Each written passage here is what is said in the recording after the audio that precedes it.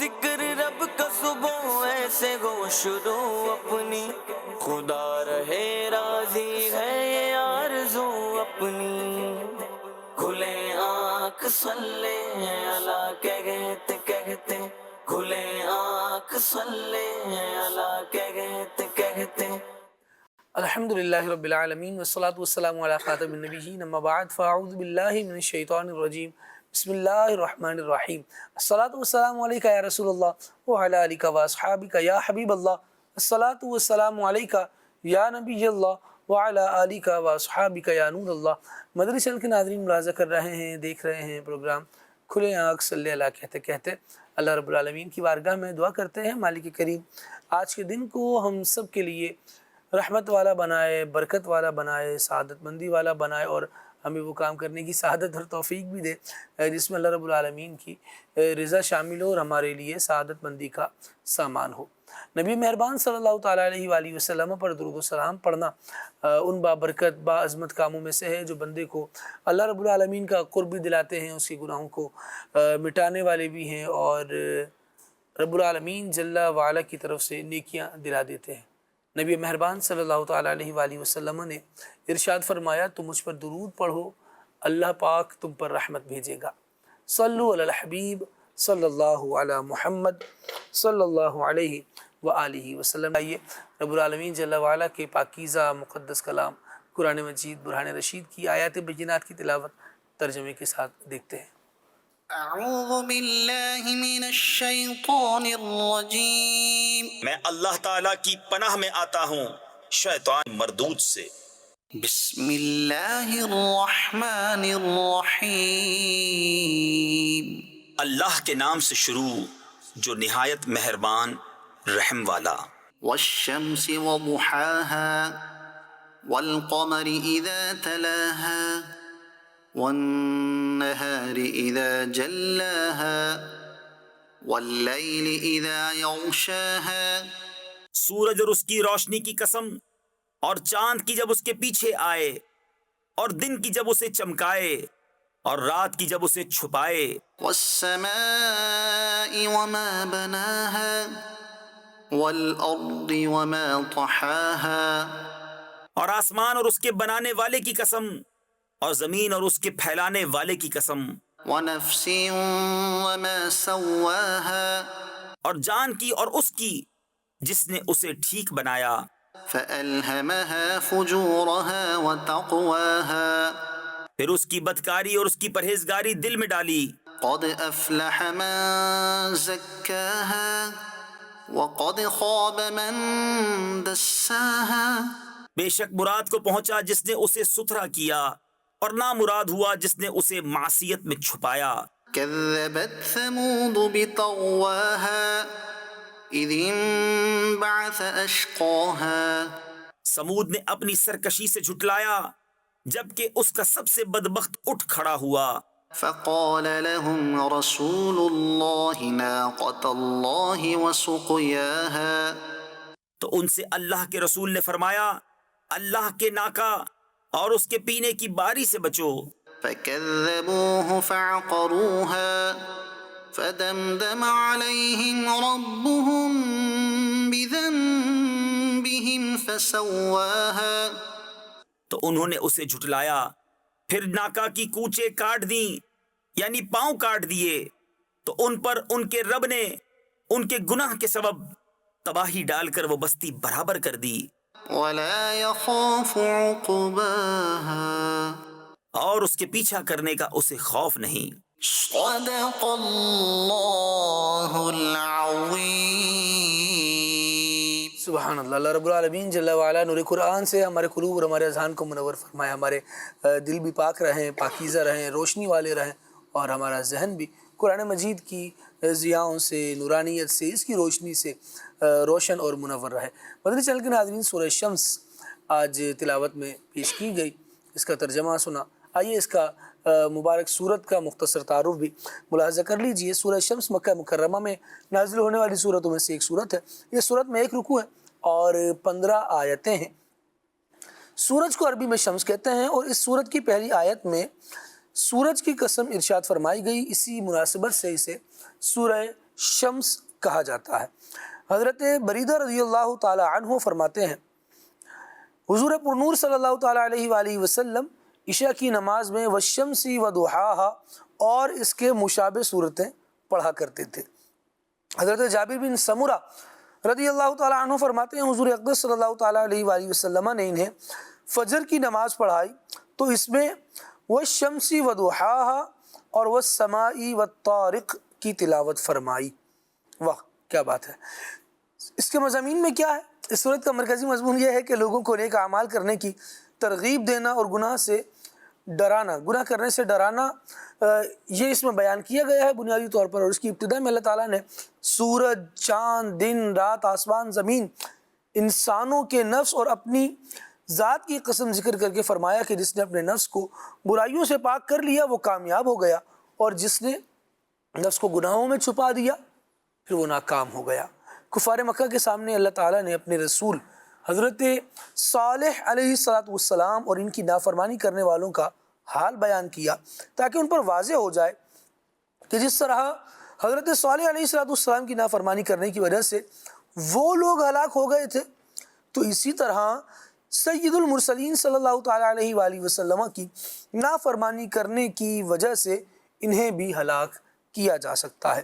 مدنی channel کے ناظرین، انبیاء کرام علیہ السلام کی تابع داری، فرما برداری یہ انسانوں کے لیے نجات کا باعث ہے، فخر کا باعث ہے، اور رب العالمین جل وعلا کی بارگاہ میں انہیں سرخرو کرے گی۔ لیکن اگر انبیاء کرام علیہ السلام کی نافرمانی کی، انہیں جھٹلایا اور نعوذ باللہ ان کی تعلیمات سے روگردانی کی، تو یہ عمل بندے کو قیامت میں پھنسوانے والا ہے۔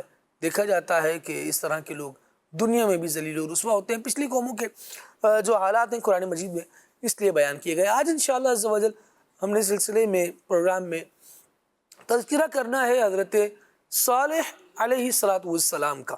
یہ اللہ تبارک و تعالیٰ کے زبردست برگزیدہ نبی ہیں اور قوم سمود کی طرف آپ کو بھیجا گیا۔ جس طرح سورہ شمس میں بھی حضرت صالح علیہ السلام کی قوم نے جو نافرمانی کی تو رب العالمین جل وعلا نے ان کی پکڑ فرمائی۔ اس کا مختصر بیان ہے۔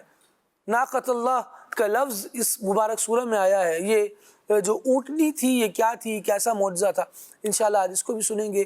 قوم سمود کا تعارف بھی انشاءاللہ پیش کیا جائے گا۔ یہ کیسے قوم تھی، قوم جس کی طرف حضرت صالح علیہ السلام کو بھیجا گیا، اور خود حضرت صالح علیہ السلام یہ کیسے تھے، ان کی پاکیزہ سیرت، انہوں نے اپنی قوم کو کیسے دین کی دعوت دی، اللہ تبارک و تعالیٰ کی توحید کی طرف بلایا، قوم کی باتوں پر یہ کس طرح سے ان کو سمجھاتے تھے اور رب العالمین جل وعلا کی توحید کی طرف انہیں قائل و مائل کیا کرتے تھے، انشاءاللہ اس کا بیان ہوگا۔ ابھی بلا تاخیر بڑھتے ہیں نعت رسول مقبول صلی اللہ تعالیٰ علیہ وآلہ وسلم کی طرف، کلام سلسلے میں شامل کرتے ہیں اور دیکھتے ہیں مدنی بھائی ہمیں کون سا کلام سنا رہے ہیں۔ صلو علی الحبیب صلی اللہ علیہ محمد صلی اللہ علیہ وآلہ وسلم۔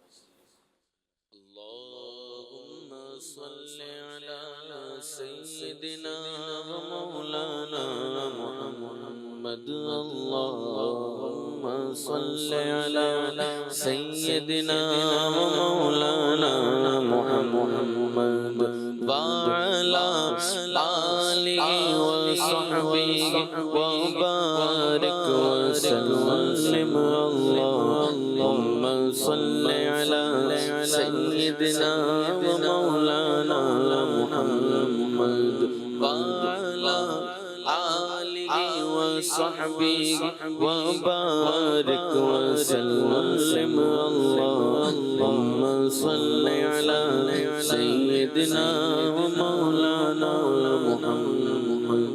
سب سے اعلیٰ ہمارا نبی، سب سے بالا ہمارا نبی، اپنے مولا کا پیارا ہمارا نبی، اپنے مولا کا پیارا ہمارا نبی، اپنے مولا کا پیارا ہمارا نبی، دونوں عالم کا دولہا ہمارا نبی،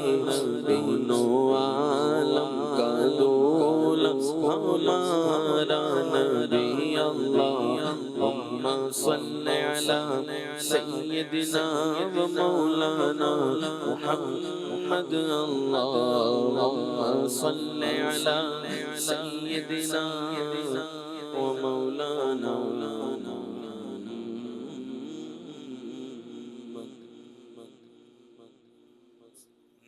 نار دوزخ کو چمن کر دے بغارے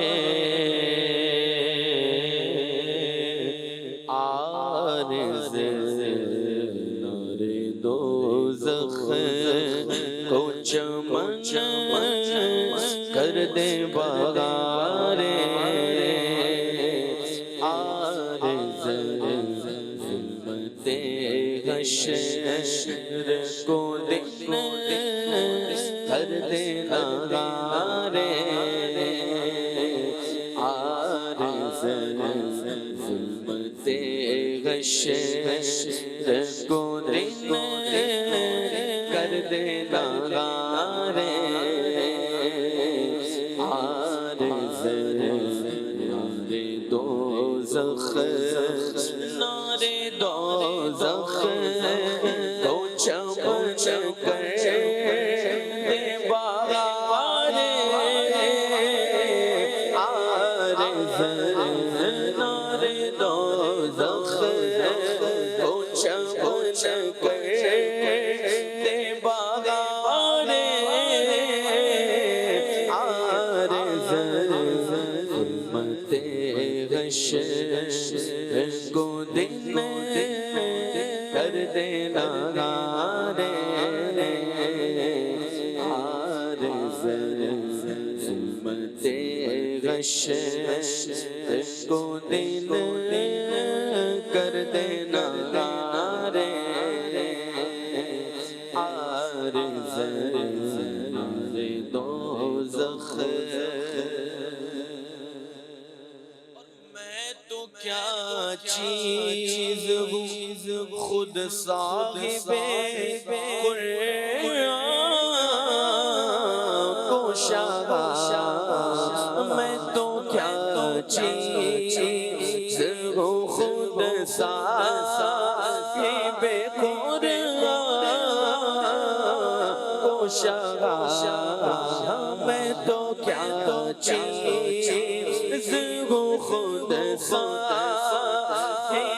قرآن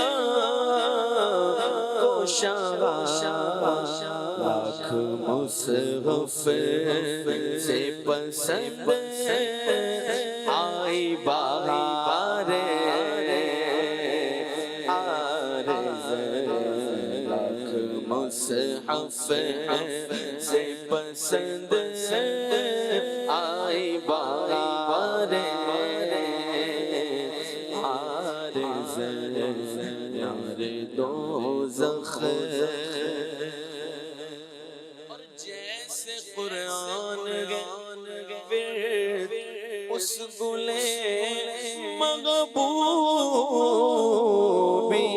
کا جیسے قرآن ورد اس گلے محبوبی کا جیسے قرآن ورد اس گلے محبوبی کا وہی قرآن کا وظیفہ ہے وقار عارض وہی قرآن کا وظیفہ ہے وقار عارض نار دوزخ گرچہ قرآن نہ قرآن کی برابر لیکن گرچہ قرآن نہ قرآن کی برابر لیکن گرچہ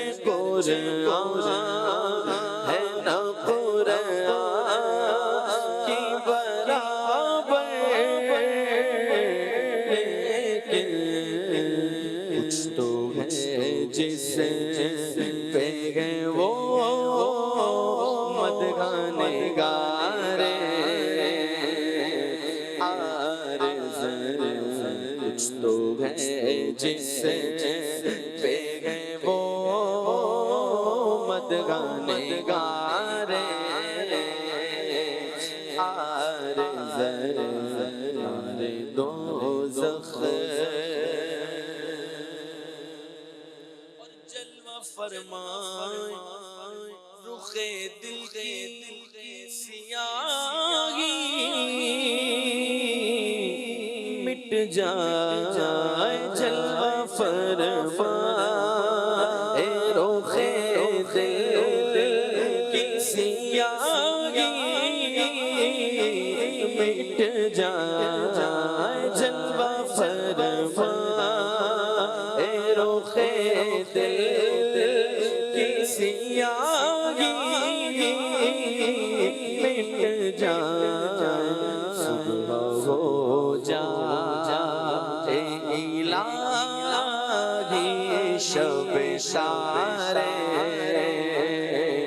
عارض صبح ہو جائے الہی شب سارے عارض نار دوزخ کو نام حق پر کرے محبوب دلو جان قربان نام حق پر کرے محبوب دلو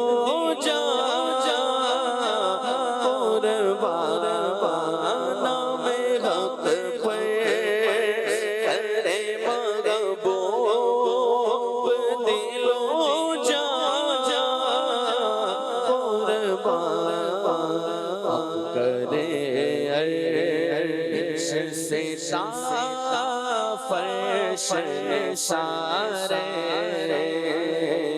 عارض ہم کرے عرش سے فرش سارے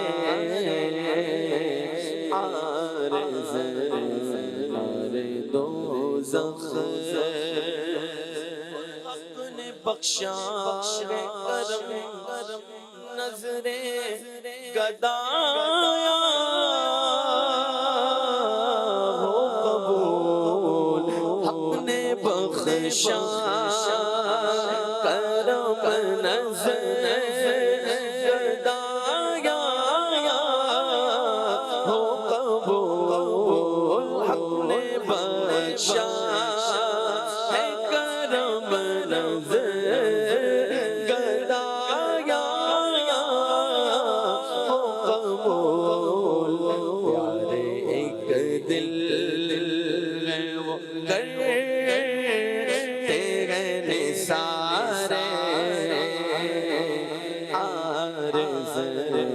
پیارے ایک دل ہے وہ کرتے سارے عارض نار دوزخ کو آغ بے مائگی دل کے رضا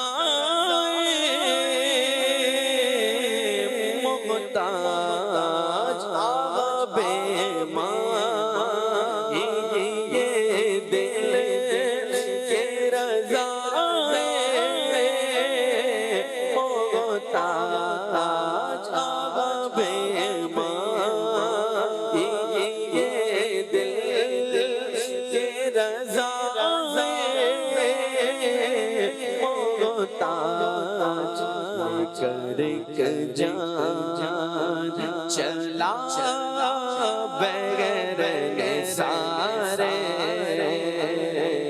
عارض کر جان چلا بغیر نثارے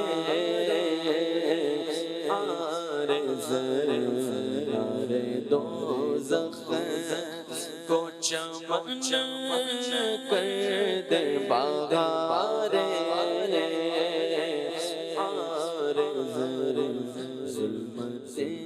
حشر کو دن دن کر دے نہار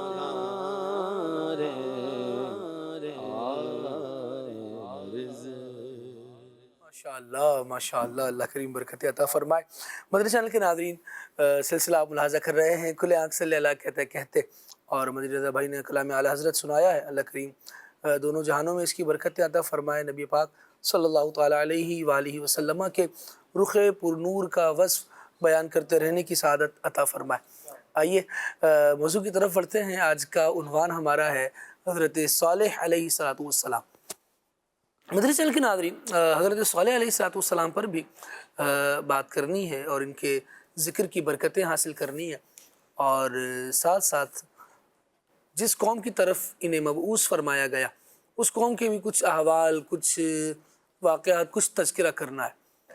حضرت صالح علیہ السلام کو قوم سمود کی طرف بھیجا گیا۔ تذکرہ حضرت صالح علیہ السلام کا جانتے ہیں۔ صالح علیہ السلام کا تعارف مولانا راشد علی صاحب سے۔ جی راشد بھائی۔ بسم اللہ الرحمن الرحیم۔ حضرت صالح علیہ السلام کا ذکر خیر الحمدللہ آج ہم کرنے کی سعادت پائیں گے، لیکن اس سے پہلے میں اعلیٰ حضرت کے اس کلام کے ایک شعر کے حوالے سے کرنا چاہوں گا۔ بہت خوبصورت کلام ہے، اور اعلیٰ حضرت کے جو ویسے تو سارے کلام عمدہ ہیں، لیکن جو میرے دل کو بھاتے ہیں ان میں سے یہ کلام مدنی حضرت نے ماشاء اللہ پڑھا ہے، اور عارض چہرے کو بھی کہا جاتا ہے، اور نبی کریم علیہ السلام کے چہرے انور کی اردو زبان میں جو توصیف اعلیٰ حضرت نے اس کلام میں بیان کی ہے وہ مثال آپ ہے۔ خالد بھائی، ایک مسئلہ ہے جو در مختار میں بیان کیا گیا، ایک مسئلے کے تھا، ایک حدیث آئی اور اس میں پھر یہ بحث شروع ہوئی کہ نبی کریم علیہ السلام کی ذات اقدس افضل ہے یا قرآن مجید کا جو نسخہ ہے قرآن پاک ہی افضل ہے۔ اس پر کلام ہوا، پھر علامہ شامی نے رد المختار میں اس کی کچھ تحقیق فرمائی، لیکن کوئی فیصلہ نہ کر پائے، اور آپ نے توقف کیا، ٹھہر گئے کہ یہ اتنا نازک مقام ہے کہ یہاں میں کوئی حتمی فیصلہ نہیں دیتا کہ کون افضل ہے۔ اعلیٰ حضرت امام احمد رضا خان رحمۃ اللہ تعالیٰ علیہ نے جد الممتار میں، جو کہ علامہ شامی کی کتاب رد المختار کا حاشیہ ہے، اس کی تعلیق ہے، اس میں اعلیٰ حضرت نے اس مسئلے کو حل کیا اور بڑے آسان انداز میں اس مسئلے کو حل فرمایا، اور آپ نے فرمایا کہ قرآن کا لفظ جو ہے اس کے مختلف مصداق ہوتے ہیں۔ قرآن سے مراد اللہ تعالیٰ کی جو صفت ہے کلام الہی، اس پر بھی قرآن کا لفظ بولا جاتا ہے، اور وہ قدیم ہے، غیر مخلوق ہے، مخلوق سے افضل ہے وہ۔ اور قرآن کا لفظ اس کتاب پر بھی بولا جاتا ہے کہ جس میں یہ قرآن مجید لکھا جاتا ہے، یعنی جس کو ہم مصحف کہتے ہیں، مصحف میم پر تینوں اعراب پڑھے جاتے ہیں۔ تو یہ جو ہمارے پاس نسخہ ہوتا ہے کتابی شکل میں جس میں یہ حروف کے ساتھ قرآن مجید کی کلمات لکھے ہوتے ہیں، اس کو مصحف کہا جاتا ہے۔ تو قرآن کا لفظ اس نسخے، اس کتاب پر بھی بولا جاتا ہے، اللہ تعالیٰ کی صفت کلام الہی پر بھی بولا جاتا ہے۔ اب وہ جو کلام الہی ہے، اللہ تعالیٰ کی صفت، وہ قدیم ہے، غیر مخلوق ہے، ساری مخلوق سے افضل ہے۔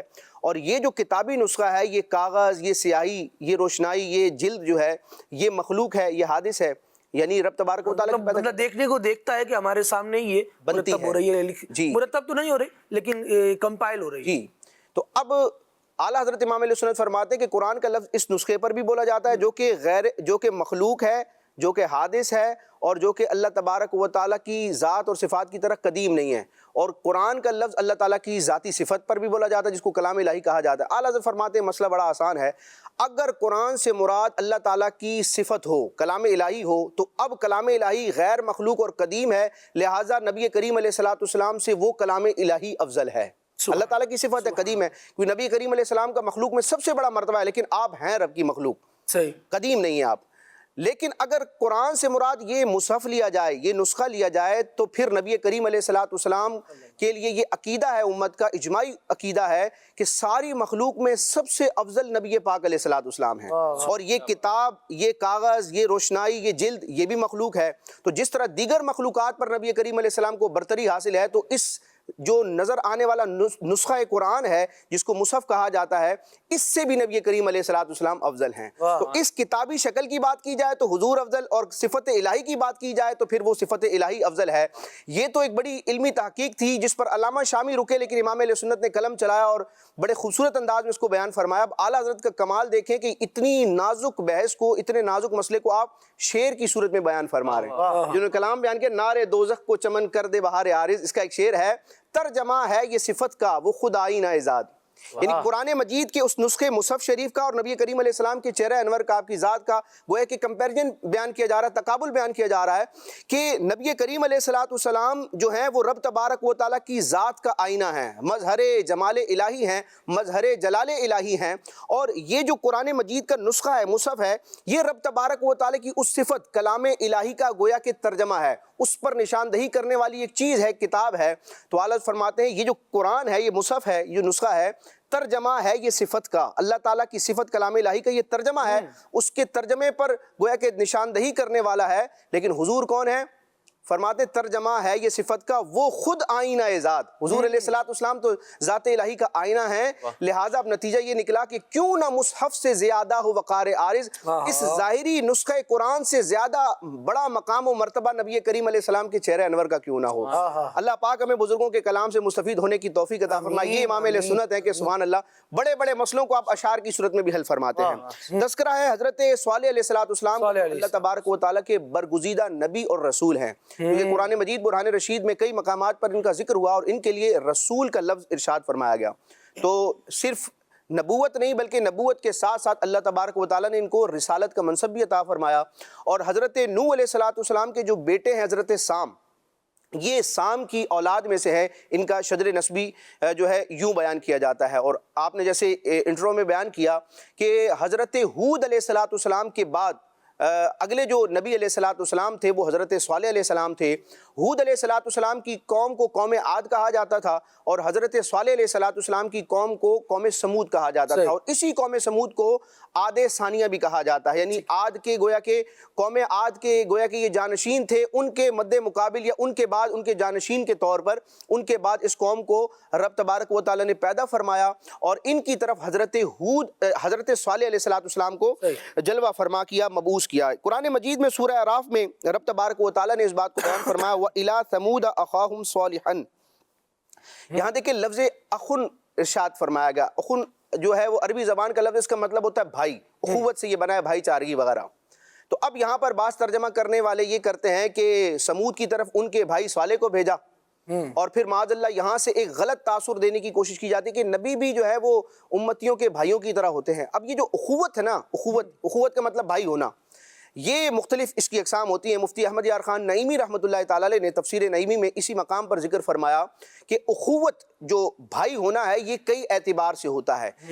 دو وہ افراد جن کا مذہب اور دین ایک ہو ان کو بھی ایک دوسرے کا بھائی کہا جاتا ہے، اس کو کہتے ہیں اخوت دینی اعتبار سے بھائی ہونا۔ ایک ہوتا ہے کہ دو افراد جو ہم پلہ ہوں، ان کا رینک، ان کا مرتبہ، ان کا سٹیٹس برابر ہو، ان کی صفات، ان کی کوالٹیز برابر ہوں، تو اب وہ برابری والی ایک اخوت ہوتی ہے۔ یعنی دو علماء ہیں یا دو کسی بھی فیلڈ کے ماہرین ہیں اور ان کا رینک برابر ہے تو وہ بھی ایک دوسرے کے بھائی ہوں گے، یعنی بھائی بمانا ہم پلہ، ایک دوسرے کے مماثل ہیں۔ یہ ہوتی ہے برابری کی اخوت۔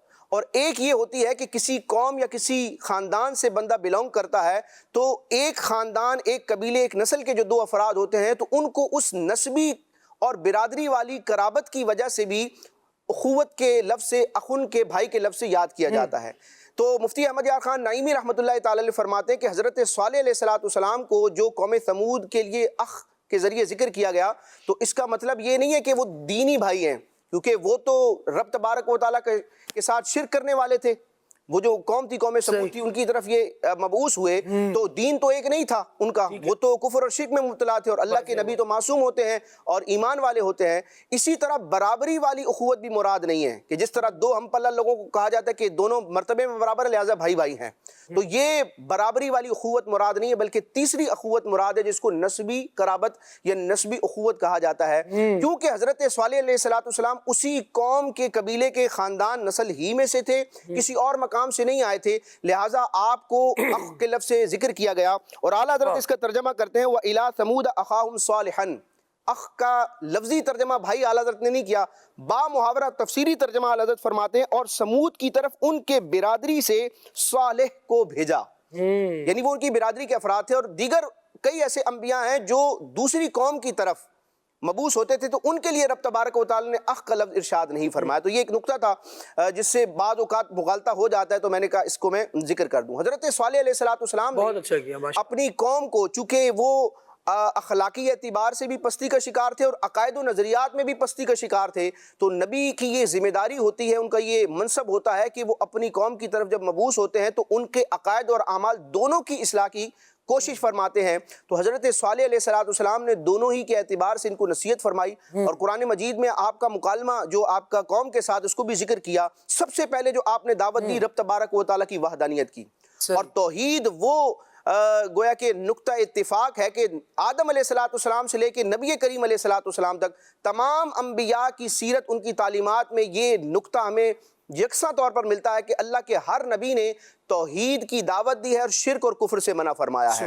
یہ وہ عظیم منصب ہے، اللہ تبارک و تعالی ہمیں بھی توحید کا پرچار کرنے اور شرک سے بچنے اور دوسروں کو بچانے کی توفیق عطا فرمائے۔ تو چونکہ یہ قوم جھوٹے خداؤں کو پوجتی تھی اور دیگر معاملات میں مشغول تھی، تو حضرت صالح علیہ السلام نے فرمایا کہ ایک خدا کو مانو، اس کے سوا تمہارا کوئی خدا نہیں۔ جھوٹے خدا جو ہیں وہ تمہیں کسی کام نہ آئیں گے، اور رب تبارک و تعالیٰ کی جو نعمتیں اس قوم پر تھیں، کیونکہ قوم عاد کی طرح قوم سمود کو بھی اللہ تبارک و تعالیٰ نے کئی نعمتیں عطا فرمائی، کئی ہنر عطا فرمائے۔ اور قوم سمود کے بارے میں یہ بیان کیا جاتا ہے کہ یہ سنگ تراشی کا فن جانتے تھے، یعنی پتھروں کو تراش کر یہ مورتیاں بناتے تھے، اور بڑے بڑے محلات، گرمیوں میں میدانی علاقوں میں ان کے گھر ہوتے تھے، اور سردیوں میں سردی سے بچاؤ کے لیے یہ بڑے بڑے پہاڑوں میں تراش کر بڑے بڑے محلات بناتے تھے، بڑے زور آور تھے، شہزور تھے۔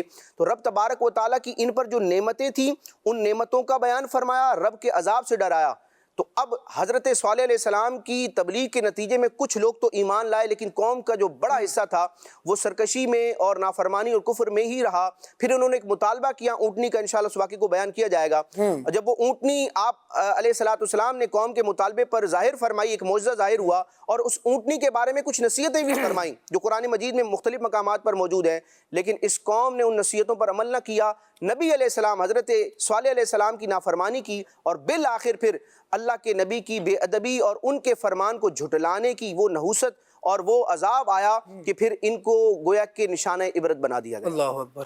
مدنی چینل کے ناظرین، مختلف اقوام کے جب ہم حالات قرآن مجید میں پڑھتے ہیں، انبیاء کرام علیہ السلام کے تذکرے کو پڑھتے ہیں، تو جو مطالعہ کرتے ہیں قرآن مجید کا، چاہے اس کا ترجمہ نہیں بھی سمجھ میں آ رہا ہو، لیکن صرف الفاظ قرآن پڑھنے سے بھی نا یاد آ جاتا ہے کہ یار اس طرح کے الفاظ تو ملتے جلتے پڑھے تھے، اگر تسلسل سے پڑھنے کا ہو۔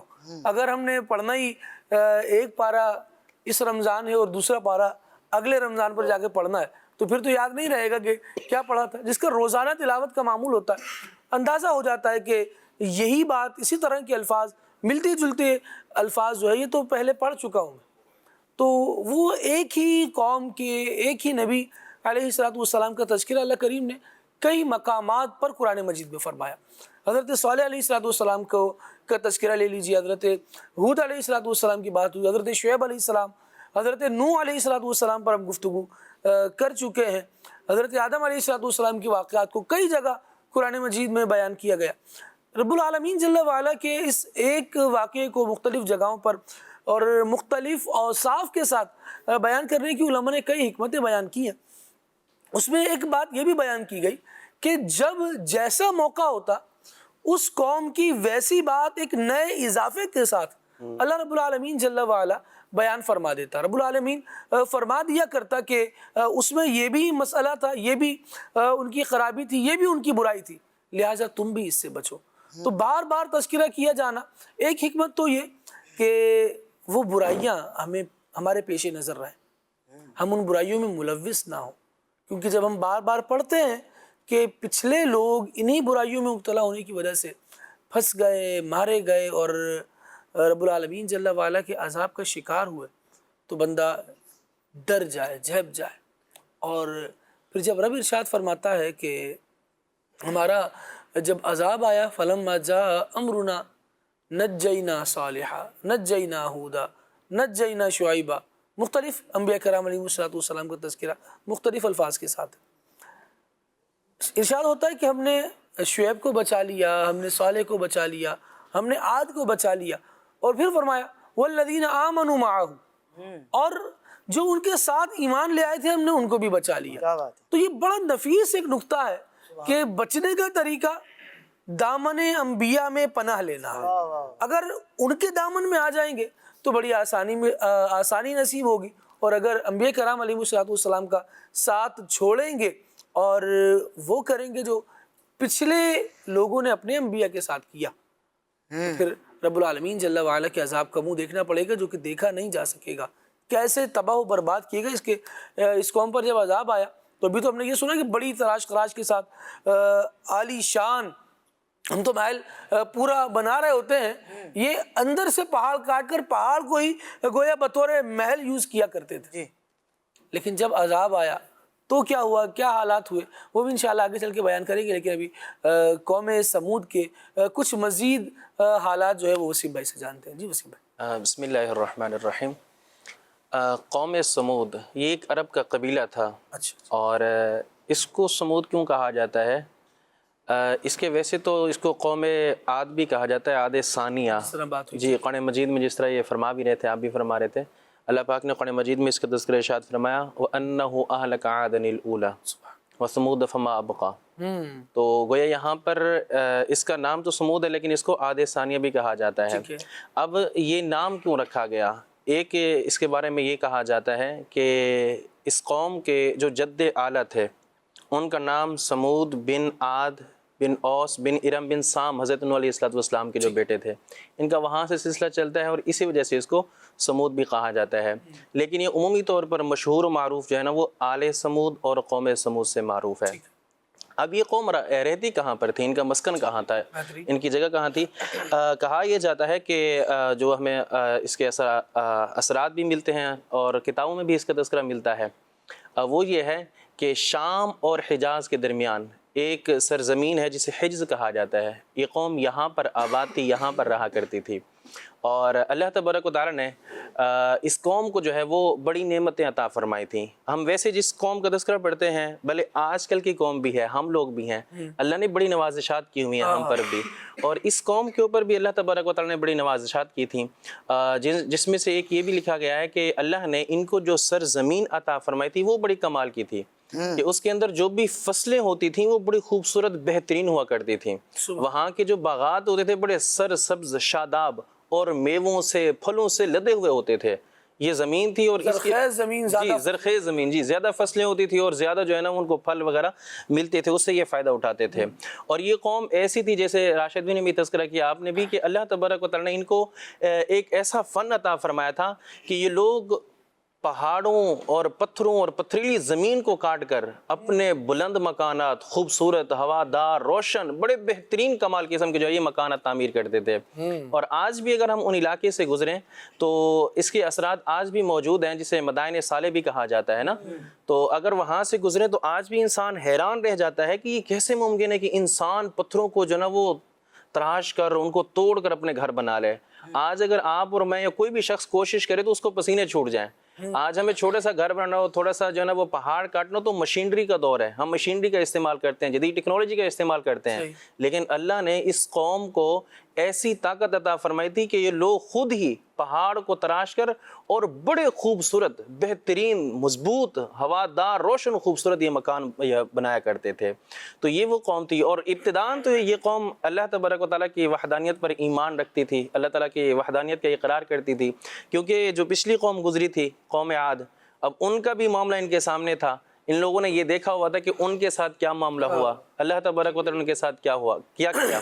تو یہ لوگ جو ہے وہ اس کو سامنے رکھ کر اپنی زندگی گزارتے تھے. شروع میں تو ان کا جو ہے وہ اللہ تبارک و تعالیٰ کے اوپر ایمان تھا اور یہ لوگ عبادت بھی کرتے تھے. لیکن جیسے ہی جیسے اللہ تبارک و تعالیٰ نے ان کو مزید نعمتیں عطا فرمائیں اور ان کے پاس کثرت نعمتیں آنا شروع ہو گئیں اور زیادہ سہولیات آنا شروع ہو گئیں، پھر آپ جانتے ہیں کہ جب سہولیات زیادہ آ جائیں تو پھر انسان غفلت کا شکار ہو جاتا ہے. ایسا ہوتا ہے نا کہ کہیں عذاب ہوا تو ابھی عذاب کے اثرات ہیں. جی. جہاں زلزلہ آیا ہے تو تھوڑا سا ابھی لوگ بچ کے چل رہے ہیں. جہاں سیلاب ہے تو وہاں پر ابھی پانی کھڑا ہے تو احتیاطیں ہو رہی ہیں. آہستہ آہستہ گردش ایام جو ہے وہ اثرات کو، نشانات کو مٹا دیتی ہے.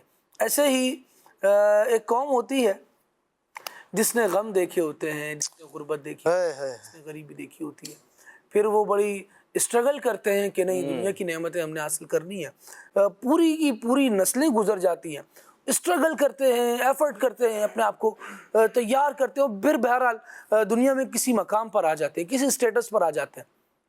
اور پھر ایک دو نسلیں ان کی، آپ تاریخ انسانی کے یہ پورا سائیکل جو ہے نا اس کو دیکھ لیجئے، تقریباً یہ چیزیں آپ کو ملیں گی کہ وہ آ جاتے ہیں اوپر، اچھے اسٹیٹس پر آ جاتے ہیں، اچھے اسٹیٹس پر آنے کے بعد اب جو نسل پیدا ہوتی ہے اس کو کہا جاتا ہے گویا وہ ہے جو سونے کا چمچہ لے کر پیدا ہوئی ہے۔ جی اب اس کی سونے کا چمچہ لے کر پیدا ہونے والی قوم کا حال کیا ہوتا ہے؟ وہ دیکھ رہی ہوتی ہے کہ اتنا پڑا ہے کہ نسلیں بیٹھ کر کھائیں گی۔ پچھلوں کو تو یہ فکر تھی کہ ہے ہی کچھ نہیں تو جمع کرنا ہے، وہ جمع کرنے میں عمر لگا گئے، ان کو ملا بہت سارا تو یہ کہتے ہیں کہ اتنا پڑا ہے نسلیں بیٹھ کر کھائیں گی، تو یہ اپنے آپ کو محنت کا عادی بناتے ہی نہیں ہیں۔ پھر کہا جاتا ہے کہ خزانے تو بادشاہوں کے بھی خالی ہو جاتے ہیں، پھر جب صرف کمانے پر دھیان نہیں ہے، خرچ کرنے پر ہے، تو نتیجہ کیا ہوتا ہے کہ ایک نسل اور دوسری نسل ہو سکتا ہے کہ اچھی گزرے، پھر اگلے والے وہیں آ جاتے ہیں کہ اب آپ کو دوبارہ سے اسٹرگل کرنی ہے اور اوپر آنا ہے۔ تو یہ جو سائیکل ہے یہ چلتا رہتا ہے جب تک اثرات دیکھے قوم عاد کے۔ تو وسیم بھائی نے جس طرح ارشاد فرمایا کہ ارے بھائی ان پہ تو عذاب ہو گیا تھا نافرمانی کی وجہ سے، تو خود ذہن بنا ہوا ہے کہ نہیں اللہ ایک ہے، توحید اس کی معرفت کی طرف آ رہے ہیں، اللہ کے نبی ہوتے ہیں، سچے ہوتے ہیں، اسی قوم میں سے آتے ہیں، یہ ساری باتیں۔ لیکن جب دور گزرتا ہے پھر جی، لیکن جب یہ دور گزرتا ہے اور ان کی غفلت بڑھتی ہے، اب جب اللہ تبارک و تعالیٰ ہمیں نعمتیں زیادہ دے، سہولیات بھی ہمیں سب کچھ مل رہا، تو پھر انسان بعض اوقات ہمارے یہاں بھی ایسا ہو جاتا ہے کہ لوگ جو ہے نا وہ اللہ کی عبادت سے، اللہ کی تخلیق سے پھر جو ہے نا وہ پیچھے ہٹنا شروع ہو جاتے ہیں، اور ان کے ساتھ بھی یہی معاملہ ہوا۔ پھر آخر کار ان کی غفلت یہاں تک آ پہنچی کہ معاذ اللہ یہ لوگ جو ہے پھر کفر و شرک کے اندر مبتلا ہو گئے، سٹارٹ میں گناہ میں مبتلا ہوئے، پھر اس کے بعد جو ہے انہیں کفر و شرک میں مبتلا ہوئے، اور ان کے کچھ لوگوں نے جو ہے وہ انہی پہاڑوں میں سے، پتھروں میں سے کچھ بت بنائے اور ان کے نام رکھے، اور پھر جو ہے وہ ان کی پوجا کرنا شروع کر دی۔ تو گویا یہاں پر ہمیں یہ سبق ملتا ہے کہ اگر کبھی بھی ایسا معاملہ ہو جائے، اللہ تبارک و تعالیٰ ویسے تو ہمیں نعمتیں دی ہیں، بعض اوقات ہماری جو چاہتیں ہوتی ہیں، ہماری جو خواہشیں ہوتے ہیں، ہمیں جو چاہیے ہوتا ہے وہ مل جاتا ہے، تو بجائے اس کے کہ ہم اس کے ملنے کے اوپر اللہ تبارک و تعالیٰ کی نافرمانی کریں، ہمیں اس پر اللہ کا شکر ادا کرنا چاہیے، نہیں تو پھر ہمارے ساتھ بھی کہیں نہ کہیں ایسا معاملہ ہو سکتا ہے۔ پھر جب اللہ کی پکڑ آتی ہے تو پھر ہم نے تقریباً پچھلی قوموں کا تذکرہ بھی سنا ہے، اور بعض اوقات ہم اپنی آنکھوں سے بھی دیکھتے ہیں کہ ان کے ساتھ کیا کیا معاملات ہوتے ہیں۔ تو جب بھی ہماری کوئی ایسی خواہش پوری ہو جائے یا اللہ تبارک و تعالیٰ ہمیں نعمتیں عطا فرمائے تو ہمیں اس پر شکر بجا لانا چاہیے۔ بالکل بالکل اللہ وسیم بھائی یہاں آپ نے جو بات کہی ہے تو میں یہاں خالد بھائی ساتھ ہی اپنی گفتگو کو کنیکٹ کروں گا کہ قرآنی فیصلہ یہ ہے، اللہ تبارک و تعالیٰ نے ارشاد فرمایا ہے لَإِن شَكَرْتُمْ لَأَزِيدَنَّكُمْ، کہ اگر تم جو ہے وہ میری نعمتوں پر شکر الہی بجا لاؤ گے کہ بھئی اللہ پاک کا شکر ہے، فرمایا میں تمہارے لیے ان نعمتوں کو زیادہ کر دوں گا۔ میں نے مفہومی ترجمہ اس کا آپ کو بیان کیا ہے۔ تو اللہ تبارک و تعالیٰ کی جانب سے اگر نعمتیں ملی ہیں تو ہماری رسپانسبلٹی یہ ہے کہ ہم ان پر اللہ پاک کا شکر ادا کریں۔ اب شکر ادا کرنے کے وسیم بھائی مختلف طریقے بیان کیے گئے ہیں۔ شکر باللسان ہے کہ بندہ زبان کے ذریعے اللہ پاک کا شکر ادا کرے الحمدللہ، اور دوسرا یہ ہے کہ شکر بالجوارح، کہ اپنے اعضاء کے ذریعے، اپنے اعمال کے ذریعے، اپنے افعال کے ذریعے اللہ پاک کا شکر ادا کرے۔ اور جس قوم کے بارے میں آپ نے بات کی ہے تو جو اس ٹائم کے جو نبی تھے حضرت صالح علیہ السلام، انہوں نے بھی یہی کیا، چونکہ اللہ کے جو نبی ہوتے ہیں وہ بشیر بھی ہوتے ہیں، وہ نذیر بھی ہوتے ہیں، وہ کبھی جو ہے وہ اللہ تبارک و تعالیٰ کی جانب سے نعمتوں کی جو ہے وہ ان کو فراوانی اور جو جنت کی جو بشارتیں ہیں وہ ان کو بیان کر کے ان کو دین اسلام کے قریب کر رہے ہوتے ہیں، اور کبھی ان کو اللہ پاک کے عذابات سے اور جہنم کے عذابات سے خوف دلا کر دین اسلام کے قریب کرنے کی جو ہے وہ اپنی جانب سے تبلیغ اور ارشاد کے فریضے کو انجام دہی کرنے کی کوشش کر رہے ہوتے ہیں۔ تو جناب صالح علیہ السلام نے بھی ایسے ہی کیا، اور انہوں نے جو ہے وہ ان کو ان کی نعمتیں یاد دلائی کہ تمہیں اللہ پاک نے کتنی نعمتیں عطا فرمائی ہیں۔ اور آپ دیکھیں بھی جس طرح وسیم بھائی نے بھی ذکر کیا، آپ لوگوں نے بھی ذکر کیا کہ وہ لوگ جو ہیں ان کے پاس کوئی ہیوی مشینری نہیں تھی، پہاڑ کتنے سخت ہوتے ہیں۔ ہم بالخصوص جب بلوچستان میں سفر کر رہے ہوں اور وہاں کے راستوں میں جب جا رہے ہوں اور اونچائی اور نچائی اور پہاڑوں کے اوپر آپ سفر کر رہے ہوں تو آپ کو اندازہ ہو رہا ہوتا ہے کہ پہاڑوں کو کاٹ کر کس طرح راستہ بنایا گیا ہے، اور ایک طرف پہاڑ ہے، دوسری طرف اگر آپ نیچے کھائی کی طرف دیکھیں تو وہ ایک خوف کا اپنا سما ہوتا ہے۔ تو یہ جو پہاڑوں کو کاٹ کر راستہ بنایا جاتا ہے، تو آج تو بڑی بڑی مشینریاں ہیں، اس ٹائم پر اللہ پاک نے ان کے لیے پہاڑوں کو گویا کہ موم کر دیا تھا، اور وہ اپنے ہاتھوں سے ہی جو ہے وہ اس کا تراش خراش کا سلسلہ کیا کرتے ہیں، جو ان کے اوزار تھے۔ کام ہوتا مشکل ہے جی، لیکن کبھی کلاکار ایسا ہوتا ہے کہ بڑی آسانی سے کر لیتا ہے۔ جی بالکل، تو وہ کلا اللہ رب العالمین نے ان کو عطا فرمائی تھی۔ بالکل ایسا ہی ہے، ہنر عطا فرما دی اللہ پاک نے ان کو، وہ طاقت اور ہمت عطا فرما دی، اور وہ ان کو یہ ساری چیزیں مل گئی، نعمتیں ہیں، باغات ہیں، کھیت کھلیان ہیں، زرخیز زمین ہے۔ اب وہ وہی بات کہ وہ جو ہے وہ سرکشی کی طرف آ گئے، تو آپ نے ان کو نعمتیں یاد دلائیں اور فرمایا کہ سرکشی کی طرف مت جاؤ، اللہ پاک کی نافرمانی کی طرف مت جاؤ۔ لیکن اس کے بعد کیا انہوں نے عمل کیا کہ جو لوگ تھے وہ دو گروہوں میں تقسیم ہو گئے۔ ایک وہ تھے کہ جنہوں نے اللہ تبارک و تعالیٰ کے احکامات کو مان لیا، اور جو اللہ کے نبی تھے ان کی باتوں کو تسلیم کر لیا، اور خوف خداوندی جو ہے وہ ان کے سینوں کے اندر آ گیا۔ اور دوسری طرف وہ لوگ تھے کہ جن کے دلوں کے اوپر گویا کہ مہر لگ چکی تھی، اور وہ لوگ جو ہیں وہ دین اسلام کو انہوں نے قبول نہ کیا، انہوں نے جو بھی جناب صلی اللہ علیہ وسلم کا دین تھا اس کو قبول نہ کیا۔ اور پھر جو خالد بھائی کتابوں کے اندر ملتا ہے کہ جنہوں نے ایمان قبول کر لیا تھا، جو ایمان والے تھے، ان کے دلوں میں ایمان تھا، ان میں ایک اکثریت کی تعداد وہ تھی کہ جو غریب تھے، اس وہاں کے طبقے کے جو ہے وہ غریب الغرباء تھے، اور جو منکرین تھے، جو کفار تھے، ان میں اکثریت کی تعداد جو ہے وہ امیروں کی اور رؤساء کی، اور جو اس زمانے کے جو ان کے سردار تھے ان لوگوں کی تھی۔ بہرحال انہوں نے دین اسلام کو، جناب صلی اللہ علیہ وسلم کے دین کو قبول نہ کیا، اور سرکشی کی طرف ہی جو ہے وہ تسلسل سے چلتے رہے۔ ان کو اللہ پاک کے آپ نے عذاب سے بھی ڈرایا، اور یہاں تک کہ وہ پہنچ گئے کہ انہوں نے کہا کہ ٹھیک ہے بھئی، اگر آپ اللہ کے نبی ہیں تو عذاب لا کے دکھائیں۔ یعنی کہ اس قدر وہ جرت پر آ گئے کہ اگر آپ اللہ کے نبی ہیں تو پھر عذاب لے کر آئیں، کیونکہ آپ ان کو عذاب الہی سے ڈرا رہے تھے۔ انہوں نے کہا ٹھیک ہے جی، عذاب لے آئیں، اور پھر آگے چل کر انشاءاللہ ہم ذکر کریں گے کہ آپ نے ان کو جو ہے وہ پھر جو ہے وہ سنایا کہ بھئی تمہارے پاس جو ہے وہ اب 3 دن کا ٹائم ہے، اور چوتھے دن پھر اللہ پاک کا تم پر عذاب آئے گا۔ اور پھر عذاب کس طرح آیا، اور پھر یوں بھی آتا ہے روایتوں میں کہ اس سے پہلے انہوں نے آپ سے باقاعدہ جو ہے وہ کچھ تقاضے کیے کہ آپ ہمیں جو ہے وہ اونٹنی نکال کر دکھائیں، پھر وہ اونٹنی نکلی کہ نہیں نکلی، کیا اس کا معاملہ ہوا، پھر کچھ اور باتیں جو راشد بھائی نے جس کی طرف اشارہ کیا، آگے چل کر ان کو بھی شامل کریں گے انشاءاللہ۔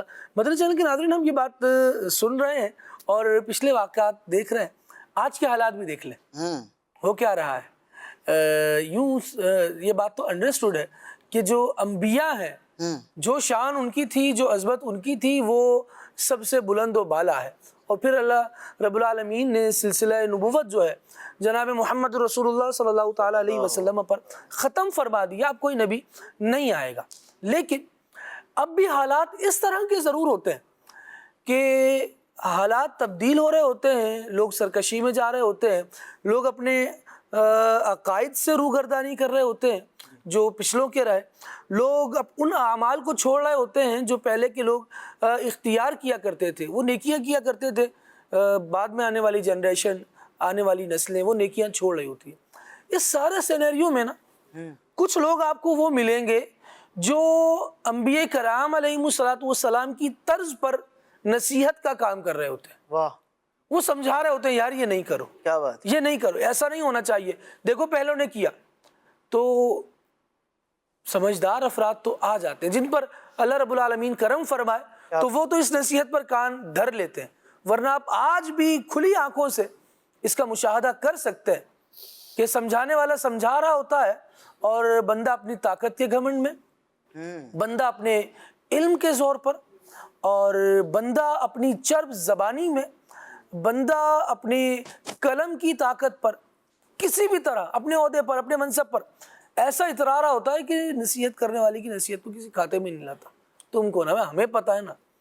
غریب کا ایک مسئلہ یہ ہے، ایک مسئلہ کہہ لیں، اس کا فائدہ کہہ لیں، جو بھی کہہ لیں، کہ جب اسباب نہیں ہوں گے نا تو پھر وہ خالق اسباب کی طرف آئے گا، مسبب الاسباب کی طرف۔ کیا بات ہے۔ اور امیر جو پچھلے افراد کو بھی دیکھ لیں، پچھلی قوموں کے حالات کو بھی دیکھ لیں، آج بھی دیکھ لیں، یہ چیزیں نظر آ جائیں گی۔ اکثر ہر جگہ ایسا نہیں ہے، ورنہ انبیاء کرام علیہ السلام کے جو 7 لوگ آئے ان میں بہت زیادہ دولت مند لوگ بھی تھے جو انبیاء کرام علیہ السلام کا ساتھ دیتے رہے۔ ایک عمومی بات بیان کر رہا ہوں۔ عام طور پر بندے کی طبیعت یہ ہوتی ہے کہ جب تک مادی چیز قریب ہے نا تو اس بندے کا بھروسہ اس مادی چیز پر ہوتا ہے۔ دولت ہے تو اس پر بھروسہ ہے، عہدہ ہے تو اس پر بھروسہ ہے، کوئی منصب ہے اس پر بھروسہ ہے، افرادی قوت ہے اس پر بھروسہ ہے۔ صحیح بات۔ جب یہ سب چلی جاتی ہے نا، ایک ایک کر کے سب ساتھ چھوڑ جاتی ہے، پھر بندے کو یاد آتا ہے میرا خدا ہے، وہ مجھے بچائے گا، وہ کرے۔ جب ساری مشکلات میں بندہ مبتلا ہو گیا تو اس کے بعد اس کو یاد آتا ہے، جب وہی غربت والی کیفیت میں بندہ آ جاتا ہے تو پھر وہ کہتا ہے کہ میرا رب، یہ رب العالمین جل وعلا نے قرآن مجید میں ارشاد فرمایا ہے وَإِذَا مَسَّ الْإِنسَانَ الضُّرُّ دَعَانَا لِجَنبِهِ أَوْ قَاعِدًا أَوْ قَائِمًا۔ انسان کی ایک فطری بات کو بیان کیا گیا کہ جب اس کو کوئی مشقت مصیبت پہنچتی ہے، دعانا لجنبه او قاعدا او قائما، پھر تو کروٹوں کے بل لیٹے کھڑے بیٹھے ہر حالت میں رب العالمین جل وعلا کو، اپنے رب کو، اللہ پاک کو پکار رہا ہوتا ہے۔ اور رب العالمین ارشاد فرماتا ہے فلما کشفنا عنہ ضرہ، جب ہم اس کی مشکل اس سے دور کر دیتے ہیں، مرہ کأن لم یدعونا الی ضر مسہ، وہ ہماری راہ سے ایسی، ہمارے قرب سے، ان دعاؤں سے اور ان التجائیہ اندازوں سے ایسی راہ فرار اختیار کرتا ہے، ان سے ایسا دور ہوتا ہے کہ اب جب تک دوبارہ اس کو مصیبت میں مبتلا نہیں کیا جائے گا، یہ تب تک دوبارہ دعا کے لیے ہاتھ بھی نہیں اٹھائے گا۔ خالد بھائی، آپ نے جو بات ارشاد فرمائی کہ انبیاء کرام کی طرز پر جو علماء ہیں وہ بھی نصیحت کرتے ہیں اور پھر ان کی نصیحت کو سعادت مند قبول کرتے ہیں، یہاں علماء نے بیان کیا کہ جب اس قوم سمود کے جو سردار تھے، سرکش تھے، انہوں نے دیکھا کہ بار بار حضرت صالح علیہ السلام ہمیں توحید کی دعوت دے رہے ہیں، ہمارے کرتوتوں، ہمارے کاموں سے ہمیں دور رہنے کی گویا کہ تلقین فرما رہے ہیں، تو انہوں نے معاذ اللہ بیزار ہو کر اور جان چھڑانے کے لیے اور معاذ اللہ حضرت صالح علیہ السلام کو کسی دوسرے کام میں مشغول کرنے کے لیے یہ جو مطالبہ کیا تھا کہ اگر آپ اللہ کے سچے نبی اور رسول ہیں تو ہمارے لیے یہ پہاڑ کی چٹان سے اونٹنی ظاہر فرمائیں، اور اس کی شرائط رکھی کہ یہ وہ ایسی ایسی ہو۔ حالانکہ ہدایت کے لیے اس طرح کے تقاضے کرنا یہ کوئی دانش مندی نہیں ہے، لیکن ان کا تقاضا تھا اور سامنے پھر اللہ کے نبی تھے، اور اللہ تبارک و تعالیٰ سب سے زیادہ مخلوق میں جو اختیار دیتا ہے وہ اپنے نبیوں اور رسولوں کو دیتا ہے، اور انہوں نے اپنے اختیار کا اظہار بھی فرمایا۔ یہاں پر یہ جو ان کا انداز اور روش تھی کہ ان کو نصیحت کی بات کی جا رہی ہے، اہم بات کی طرف متوجہ کیا جا رہا ہے، کفر و شرک سے بچنے کا، توحید کو اختیار کرنے کا، عمل صالح کو اختیار کرنے کا حکم دیا جا رہا ہے۔ اہم بات کو چھوڑ کر غیر ضروری مطالبے، غیر ضروری کاموں میں الجھانا، اور پھر یہ گویا کہ زوم رکھنا، یہ خیال رکھنا کہ یہ ان کاموں میں مشغول ہو جائیں گے، ہماری خلاصی ہو جائے گی۔ یہ روش بلا تشبیہ بلا تمثیل، یہ روش کئی لوگوں میں پائی جاتی ہے کہ جب ان کو نصیحت کی بات کی جاتی ہے، دین کی اصل اور بنیادی تعلیمات جب ان کو فراہم کی جاتی ہیں تو وہ پھر علماء سے الجھنا شروع کر دیتے ہیں، اور بعض ایسے سوالات کرتے ہیں کہ جن کا جواب نہ وہ سوال لاجیکل ہوتے ہیں، شریعت کے مطابق ہوتے ہیں، قرآن و سنت کے مزاج کے مطابق ہوتے ہیں، نہ ان کا جواب دینے میں کوئی فائدہ ہوتا ہے۔ خواہ مخواہ کے سوالات تلاش لیے جاتے ہیں، اور جو لاجیکل جو بھی ذہن میں خیالات آتے ہیں، وسوسے آتے ہیں، خدشات ہوتے ہیں، ان کو سوال کی صورت میں پیش کیا جاتا ہے، اور بعض تو اس نیت کا اظہار بھی کرتے ہیں کہ دیکھتے ہیں مولانا صاحب کو معلوم ہے یا نہیں، دیکھتے ہیں مولانا صاحب کا ایک بندہ آپ کو دین سکھا رہا ہے، آپ اس سے لغت پوچھ رہے ہیں، وہ آپ کو دین سکھا رہا ہے، آپ اس سے سائنس پوچھ رہے ہیں، وہ آپ کو دین سکھا رہا ہے، آپ اس سے کسی اور علم کی بات کر رہے ہیں، تو جو بنیاد ہے اس پر تو بات کیجیے۔ جی اچھا، پھر جب ایسے لوگوں کو تنبیہ کی جائے کہ اس طرح کے سوالات کا کوئی نہ آپ کو فائدہ ہے، نہ معاشرے کو فائدہ ہے، نہ دین کو فائدہ ہے، تو کہا جاتا ہے سوال تو جو ہے آدھا علم ہے، سوال جو ہے علم کی چابی ہے، پھر سوال کے فضائل بیان کیے جاتے ہیں۔ تو یاد رکھیں قرآن و حدیث میں جہاں سوال کی اہمیت کو بیان کیا گیا ہے، وہاں سوال کی مذمت بھی ہے، یعنی جو غیر ضروری سوالات ہیں، ان غیر ضروری سوالات کو تو پچھلی قوموں کے ہلاک ہونے کا سبب قرار دیا گیا حدیثوں میں کہ کثرت سوال کی وجہ سے قومیں ہلاک ہوئی ہیں۔ تو سوال واقعتاً آدھا علم ہے اور اس کی بڑی برکت ہے، لیکن کون سا سوال؟ جس سوال کے نتیجے میں آنے والا جواب آپ کو اور دیگر معاشرے کے افراد کو فائدہ دے، وہ دنیاوی فائدہ بھی ہو سکتا ہے، اخروی فائدہ بھی ہو سکتا ہے۔ تو اللہ پاک ہمیں یہ سینس بھی عطا فرمائے، سینس ہوتا ہے، اللہ پاک اس کا استعمال کرنے کی توفیق عطا فرمائے کہ جو فائدے مند سوال ہو وہ کیا جائے، اور جب نصیحت کی بات کی جائے تو بغیر چوں و چراں کیے، پس و پیش سے کام لیے بغیر اس نصیحت کو قبول کر لینا چاہیے، اسی میں اپنا فائدہ ہوتا ہے۔ سبحان اللہ، اللہ کریم برکت عطا فرمائے۔ بہت پیارا پوائنٹ راشد بھائی آپ نے لیا، اور نظارے عام ہے، نظارے عام ہیں، کھلی آنکھوں سے جب ہم قرآن کا مشاہدہ کریں، قرآن مجید کا مطالعہ کریں اور علماء نے کیا لکھا ہے، آپ آسان ایک تفسیر صراط الجنان اگر یہ آپ پڑھ لیں، تفسیر تعلیم القرآن ماشاء اللہ مکتبۃ المدینہ سے پبلش ہو چکی، اسے اگر آپ حاصل کر لیں اگر مختصر تفسیر پڑھنی ہے تو تفسیر تعلیم القرآن، اور اگر تھوڑی تفصیلی پڑھنی ہے تو صراط الجنان، جو چاہیں آپ لے لیجئے۔ 2 والیوم ہیں تعلیم القرآن کے اور 10 والیوم ہیں صراط الجنان کے، اور قرآن 2 تفسیروں کے۔ قرآن کا لفظی ترجمہ پڑھنا ہے تو معرفت القرآن، جی، قرآن کا لفظی ترجمہ پڑھنا ہے تو معرفت القرآن، بالکل ان کو حاصل کیجئے، پڑھیے۔ آپ قرآن مجید کو جیسے جیسے پڑھتے چلے جائیں گے نا، آپ کو ایسا لگے گا کہ قرآن جو ایک ذہن بن جاتا ہے نا، پچھلے دور کی کتاب ہے، 1400 سال پرانی، لیکن آپ یقین کیجئے یہ بات کہنے پر مجبور ہوں گے کہ اس کے مضمون آج ہی سے ریلیٹ ہے۔ سبحان اللہ۔ یہ حضرت صالح علیہ السلام کو جو سارا ہم تذکرہ کر رہے ہیں، جو سینیریو افراد کا وہاں بنا ہوا تھا وہی یہاں بنا ہوا ہے۔ ان کی ایکسپرٹیز تھی پہاڑوں کو تراشنے میں، ان کی ایکسپرٹیز تھی زمین میں گھر بنانے میں۔ آج کی ایکسپرٹیز آپ لے لیجئے تو یہ مشینریز تو یوز ہو ہی رہی ہے، اور جو بلند و بالا عمارتیں آج صحراؤں میں تعمیر ہو رہی ہیں ان کا کبھی تصور بھی نہیں تھا، یہ بڑھی ہے ہماری۔ اور آئی ٹی سیکٹر تب موجود نہیں تھا، آج موجود ہے، اور ہم بہت ساری ترقیاں کر رہے ہیں اس میں، لیکن افراد کی روش کیا ہے، وہ نعمت الہی ملنے پر کیا کرتے ہیں، اور وہ عذاب الہی سے بچنے کی کیا تدابیر کرتے ہیں۔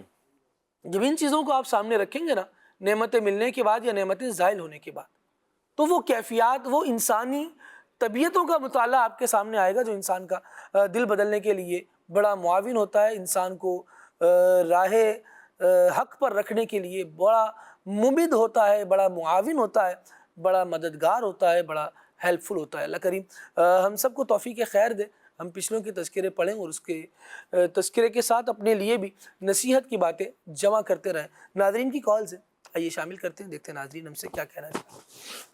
ماشاء اللہ، کھلے آنکھ صلی اللہ کہتے کہتے پروگرام بہت اچھا چل رہا ہے۔ میرا اس میں سوال ہے کہ کیا پہلے نبیوں کی امتیں ان پر گناہ کرتے ہی عذاب آ جاتا تھا؟ اس کا جواب ارشاد فرما دیں، جزاک اللہ خیرا۔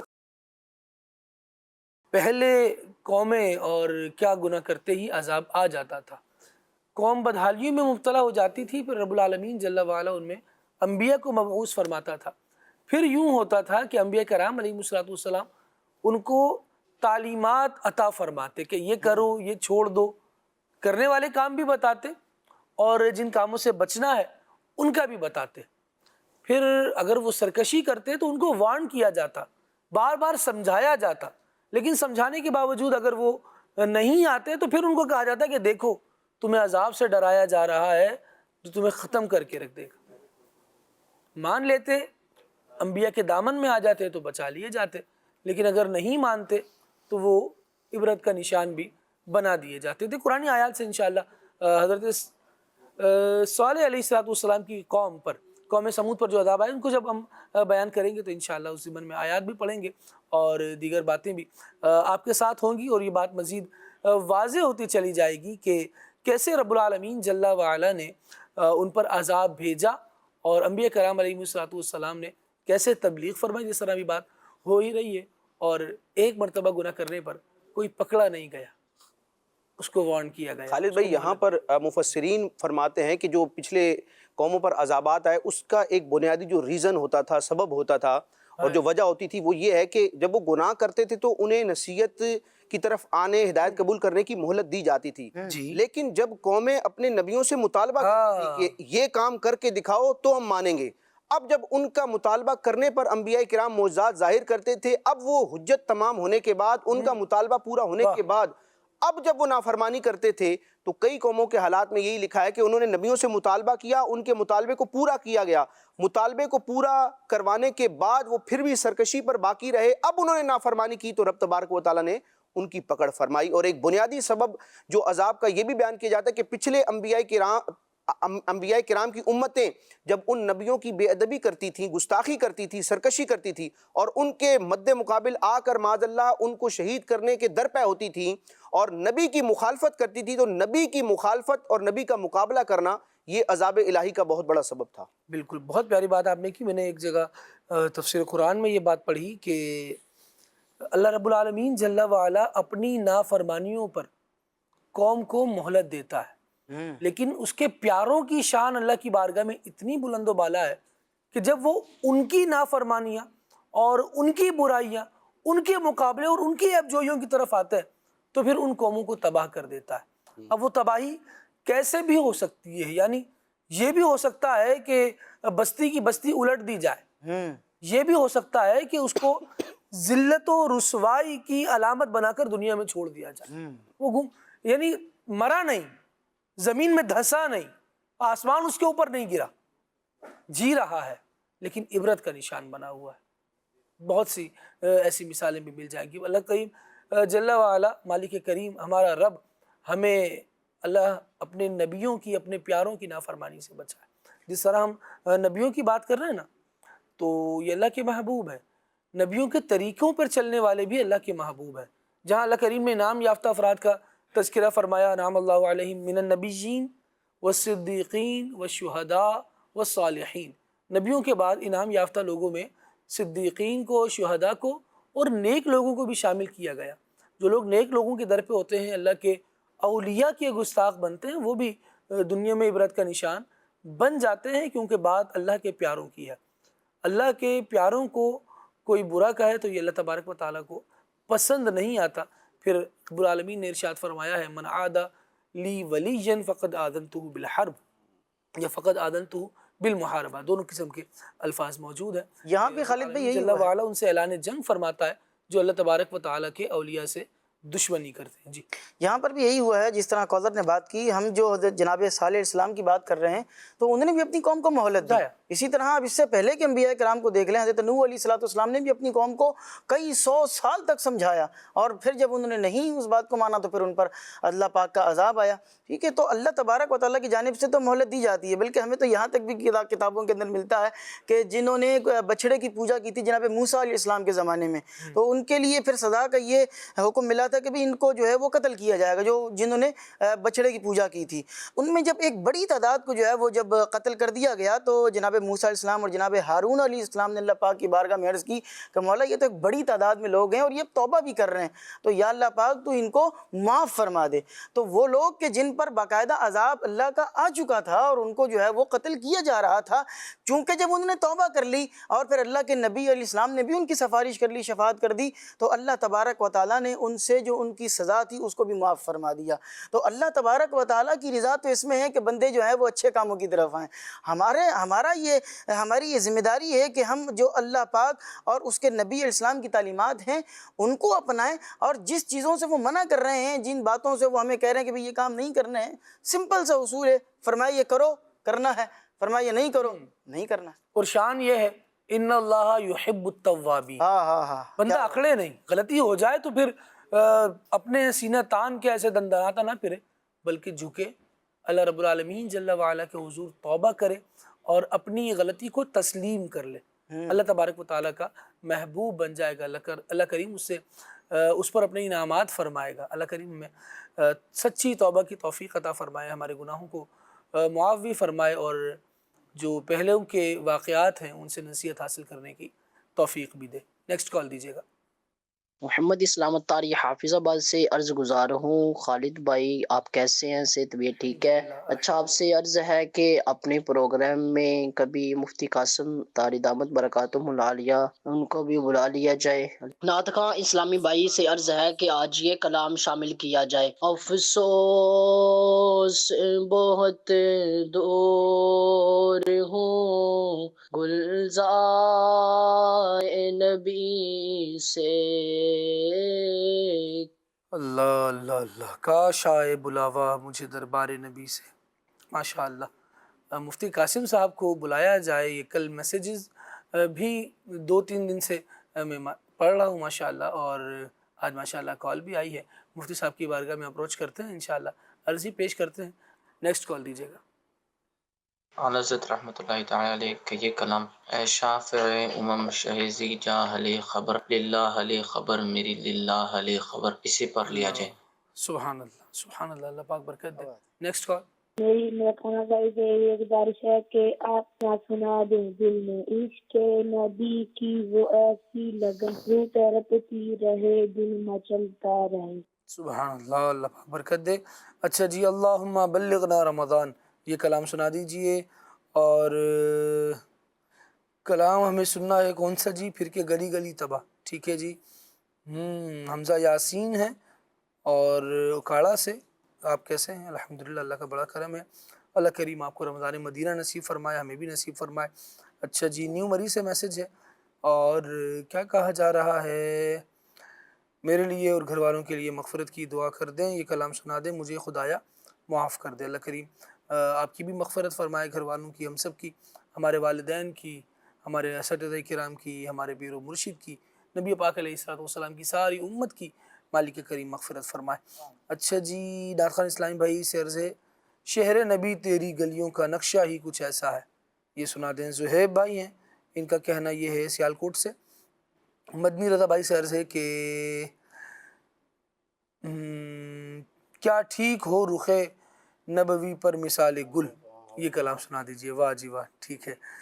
اللہ اکبر. عجل عجل یا رمضان, یہ عین سے ہے جناب, ٹھیک ہے, عین جیم لام, عجل عجل یا رمضان, یہ کلام سننے کی فرمائش آپ کی طرف سے کی گئی. اور تو شمع رسالت ہے عالم تیرا پروانہ, حجرہ شاہ مقیم سے آج ظہیر احمد سیالوی بھائی کا میسیج آیا. ویسے ماشاءاللہ کال آتی ہے, ہو سکتا ہے کال ہو پیچھے. آمد رمضان ہے, آپ نے یہ کلام سننا ہے. علی شہزاد صاحب ہیں, ان کا کہنا یہ ہے کہ منگتے خالی ہاتھ نہ لوٹے, کتنی ملی خیرات نہ پوچھو. اچھا جی, گزرے جس راہ سے وہ سید والا ہو کر, ٹھیک ہے. بہاولپور سے میسج ہے, حضور میری تو ساری بہار آپ سے ہے, لم یاتی نذیرو کا فی نظرن, یہ سننا ہے. اور میری مدری بھائی سے عرض ہے کہ مجھے کلام سنا دے, مجھ کو درپیش ہے پھر مبارک سفر, کورٹ مٹھن سے یہ میسج ہے. اللہ کریم برکت دے. کال لے لیتے ہیں مزید جی. میرا نام غلام الیاس تاری ہے. میری کلیات صلی اللہ کہتے کہتے پروگرام میں نعت خان اسلامی بھائی سے عرض ہے کہ مجھے یہ کلام سنا دیں. مدینہ مدینہ ہمارا مدینہ, ہمیں جان و دل سے ہے پیارا مدینہ, جزاک اللہ خیرہ. سبحان اللہ سبحان اللہ سبحان اللہ, کیا بات ہے آپ کی. اللہ کریم آپ کو جزائے خیر دے. نیکسٹ کال دیجیے گا.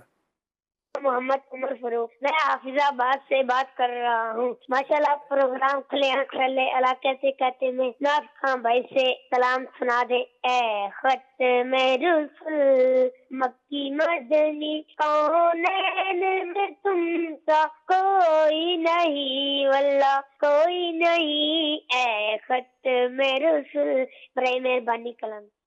ماشاءاللہ ماشاءاللہ, اللہ پاک آپ کو برکت دے. آپ نے بھی اچھا سنایا, اللہ کریم آپ کو سلامتی نصیب فرمائے اور نبی پاک علیہ الصلوۃ والسلام کے گن گاتے رہنے کی توفیق عطا فرمائے. Next call. میں آپ کا یہ روزانہ چینل دیکھتا ہوں اور آپ کا یہ پروگرام ڈیلی میں دیکھتا ہوں, اور میں یہ نعت آپ کو سنانا چاہتا ہوں. وضوئے لال زار پھرتے ہیں, وضوئے لال زار پھرتے ہیں. ماشاءاللہ ماشاءاللہ. دیکھیں آپ روزانہ پروگرام دیکھتے ہیں, آپ نے ہمیں کلام سنانا چاہا اور وہ کلام ہم نے آپ کو بھی سنا دیا. اگر آپ دیکھ رہے ہوں, اللہ کریم آپ کو جزائے خیر عطا فرمائے, اور اچھا پڑھا آپ نے, اللہ برکت دے. نیکسٹ کال دیجیے گا. محمد تابش پنڈی گیٹ سے, ماشاءاللہ بہت پیارا پروگرام ہے, میں دیکھ رہا ہوں. ایک نعت کی ریکویسٹ کرنے کی, بڑی امید ہے سرکار قدموں میں بلائیں گے. ہاں سبحان اللہ, کرم کی جب نظر ہوگی مدینے ہم بھی جائیں گے. Next call. میں حکیم محمد ایاد شاہی مٹھا ٹوانا خوشاب سے بول رہا ہوں, پنجاب سے. حارث بھائی کو کہنا ہے کہ آپ یہ نعت سنوا دیں کہ حیران ہوں میرے شاہ میں کیا کیا کہوں تجھے. جزاک اللہ خیر. آمین آمین. حکیم صاحب اللہ کریم آپ کو بھی جزائے خیر عطا فرمائے اور سلامتی نصیب کرے. ایک کال اور دے دیجیے. شوکت بات کر رہا ہوں ہارون آباد. جی میرے بیٹے کی آواز نہیں ٹھیک ہے, وہ تھوڑا سا توتلا بولتا ہے, تو اس کے لیے دعا کروانی ہے. اللہ پاک رحمت کی نظر فرمائے اور حضرت موسیٰ علیہ الصلوۃ والسلام کے صدقے میں انہیں شفا نصیب فرمائے, ان کی زبان کی لکنت کو, توتلے پن کو دور فرما دے, اور رب العالمین جل وعلا ان کی زبان کو جاری فرمائے, جو حق پر جاری رہے, جو نبی پاک علیہ الصلوۃ والسلام کی سنتوں کی بات کرے, آقا دو عالم صلی اللہ تعالیٰ علیہ وسلم کے دین کی بات کرے. ماشاءاللہ اللہ کریم سلامتی دے. نیکسٹ کال, ایک کال اور دے دیں. میرا نام احمد ایان ہے، میں اسلام آباد سے بات کر رہا ہوں. آپ مجھے نعت سنا دیں. ہم نے آنکھوں سے دیکھا نہیں ہے مگر، ہم نے آنکھوں سے دیکھا نہیں ہے مگر. ان کی تصویر سینے میں موجود ہے. ماشاءاللہ ماشاءاللہ. مدنی رضا بھائی آپ کی طرف آئے ہیں، کچھ کلام سنائیے. کیا ٹھیک ہو رخ نبوی پر مثال گل، کیا ٹھیک ہو رخ نبوی پر مثال گل،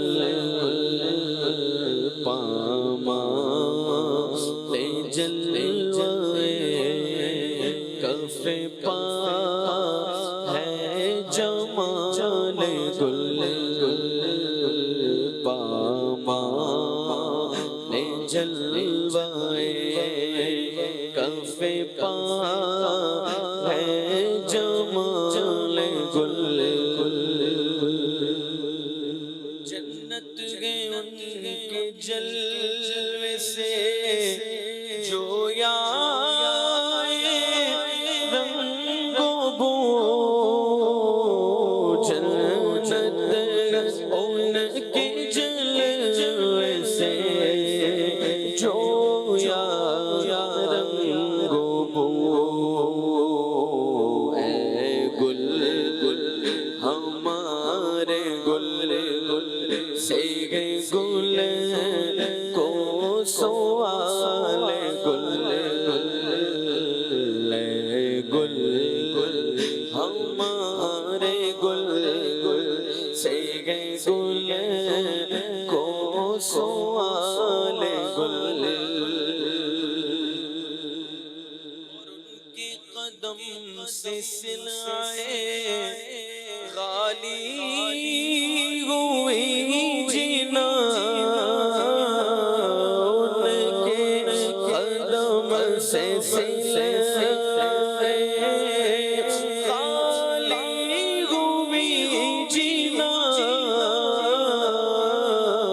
ان کے قدم سے سلائے غالی ہوئی جینا.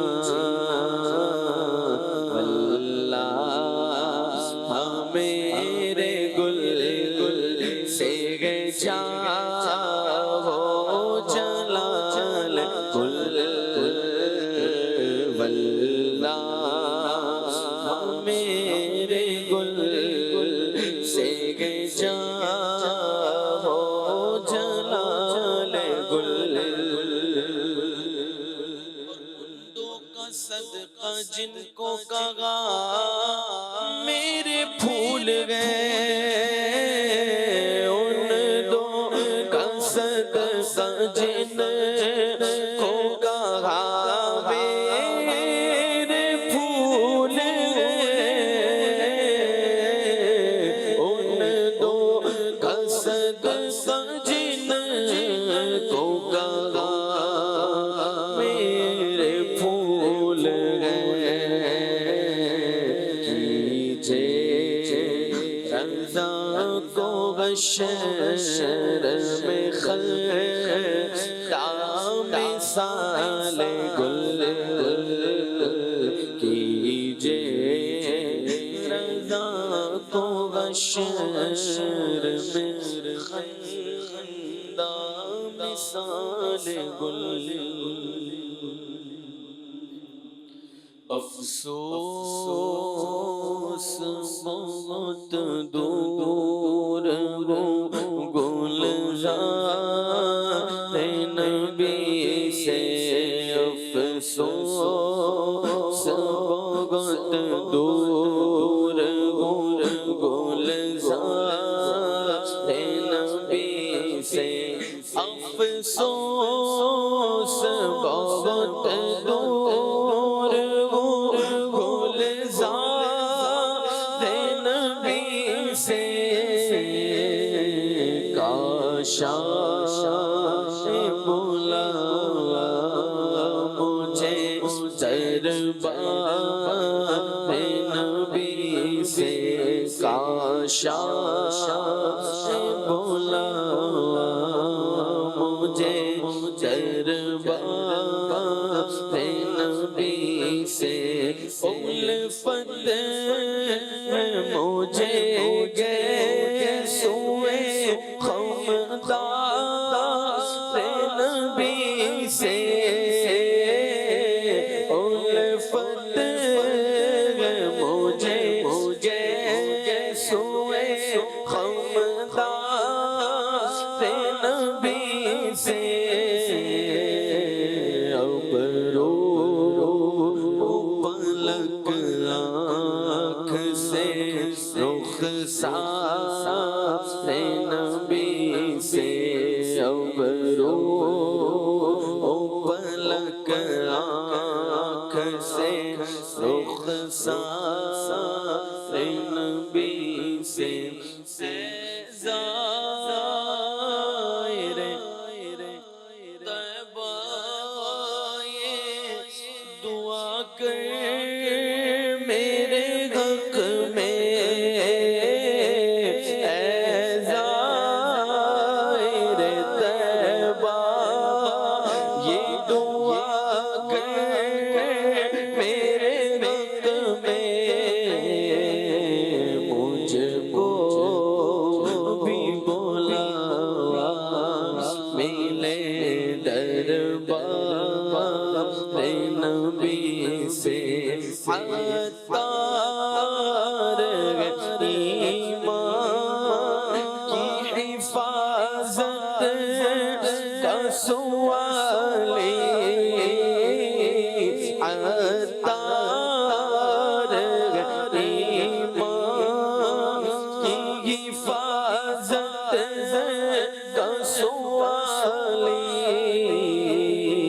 خالی نہیں جائے گا یہ دربار نبی سے خالی نہیں جائے گا یہ دربار نبی سے ماشاءاللہ ماشاءاللہ مزید مجھ کو در پیش گئے پھر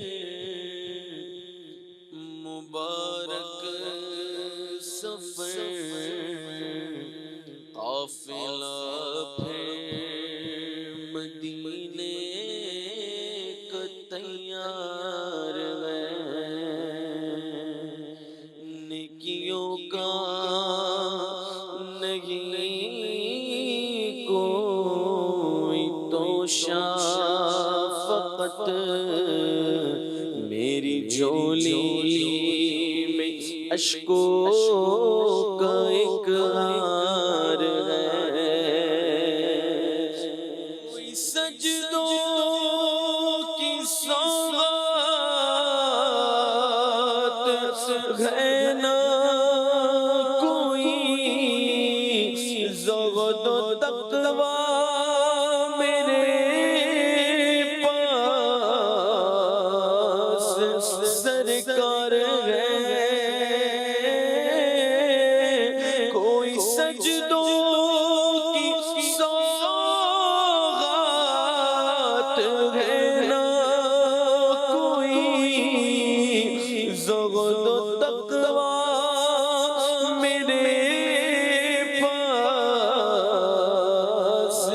سرکار ہے چل پڑا ہوں مدینے کی جانب مگر چل پڑا ہوں مدینے کی جانب مگر چل پڑا ہوں مدینے کی جانب مگر آئے سر پر گناہوں کا انبار ہے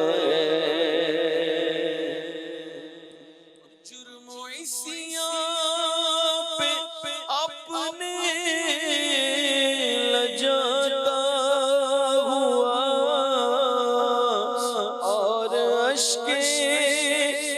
ندامت بغاتا ہوا جرم و عصیان پہ اپنے لجاتا ہوا اور اشک ندامت بغاتا ہوا تیری رحمت پہ نظر جماتا ہوا تیری رحمت پہ نظر جماتا ہوا تیری رحمت پہ نظر جماتا ہوا در پہ حاضر یہ تیرا گنہگار ہے تیرا ثانی کا غاشا کون و مکان اور مجھ ساسی بھی امت میں ہوگا کہاں تیرے عفو و کرم کا شہید و جوان کیا کوئی مجھ سے بڑھ کر بھی حقدار ہے کرے در بدر کب تلک کھاؤں میں پھر مدینے مقدر سے جب آؤں میں تو کرے در بدر کب تلک کھاؤں میں پھر مدینے مقدر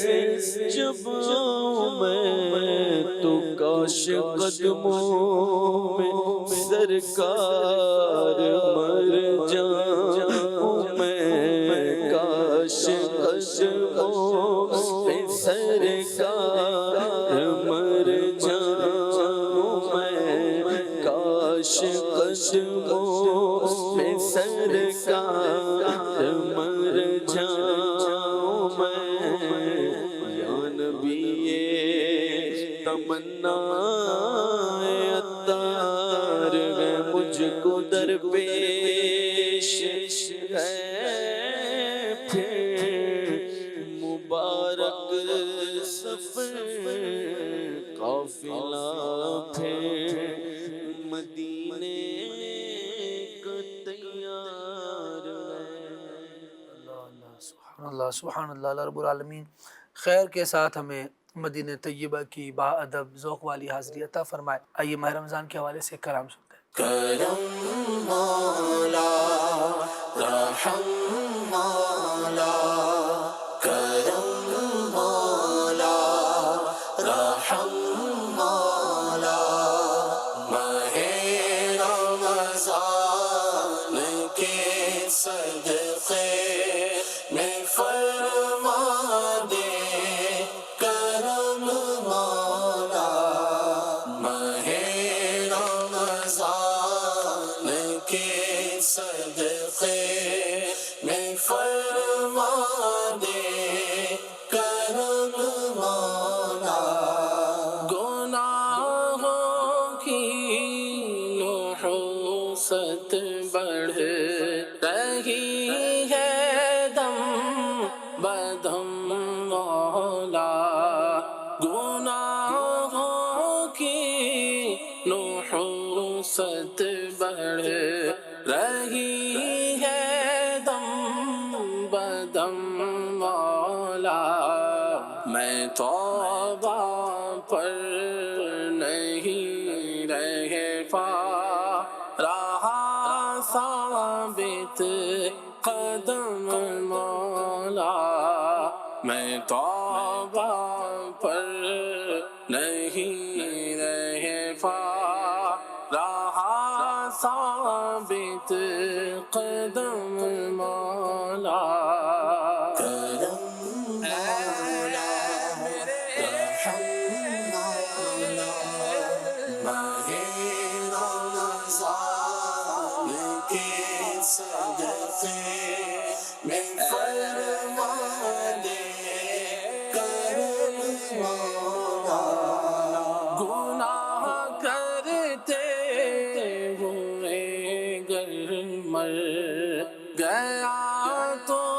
کیا کروں گا میں گناہ کرتے ہوئے گر مر گیا تو کیا کروں گا میں بنے گا ہائے میرا کیا کرم فرما کرم مولا بنے گا ہائے میرا کیا کرم فرما کرم مولا کرم یا مولا رحم مولا ماہ رمضان کے صدقے میں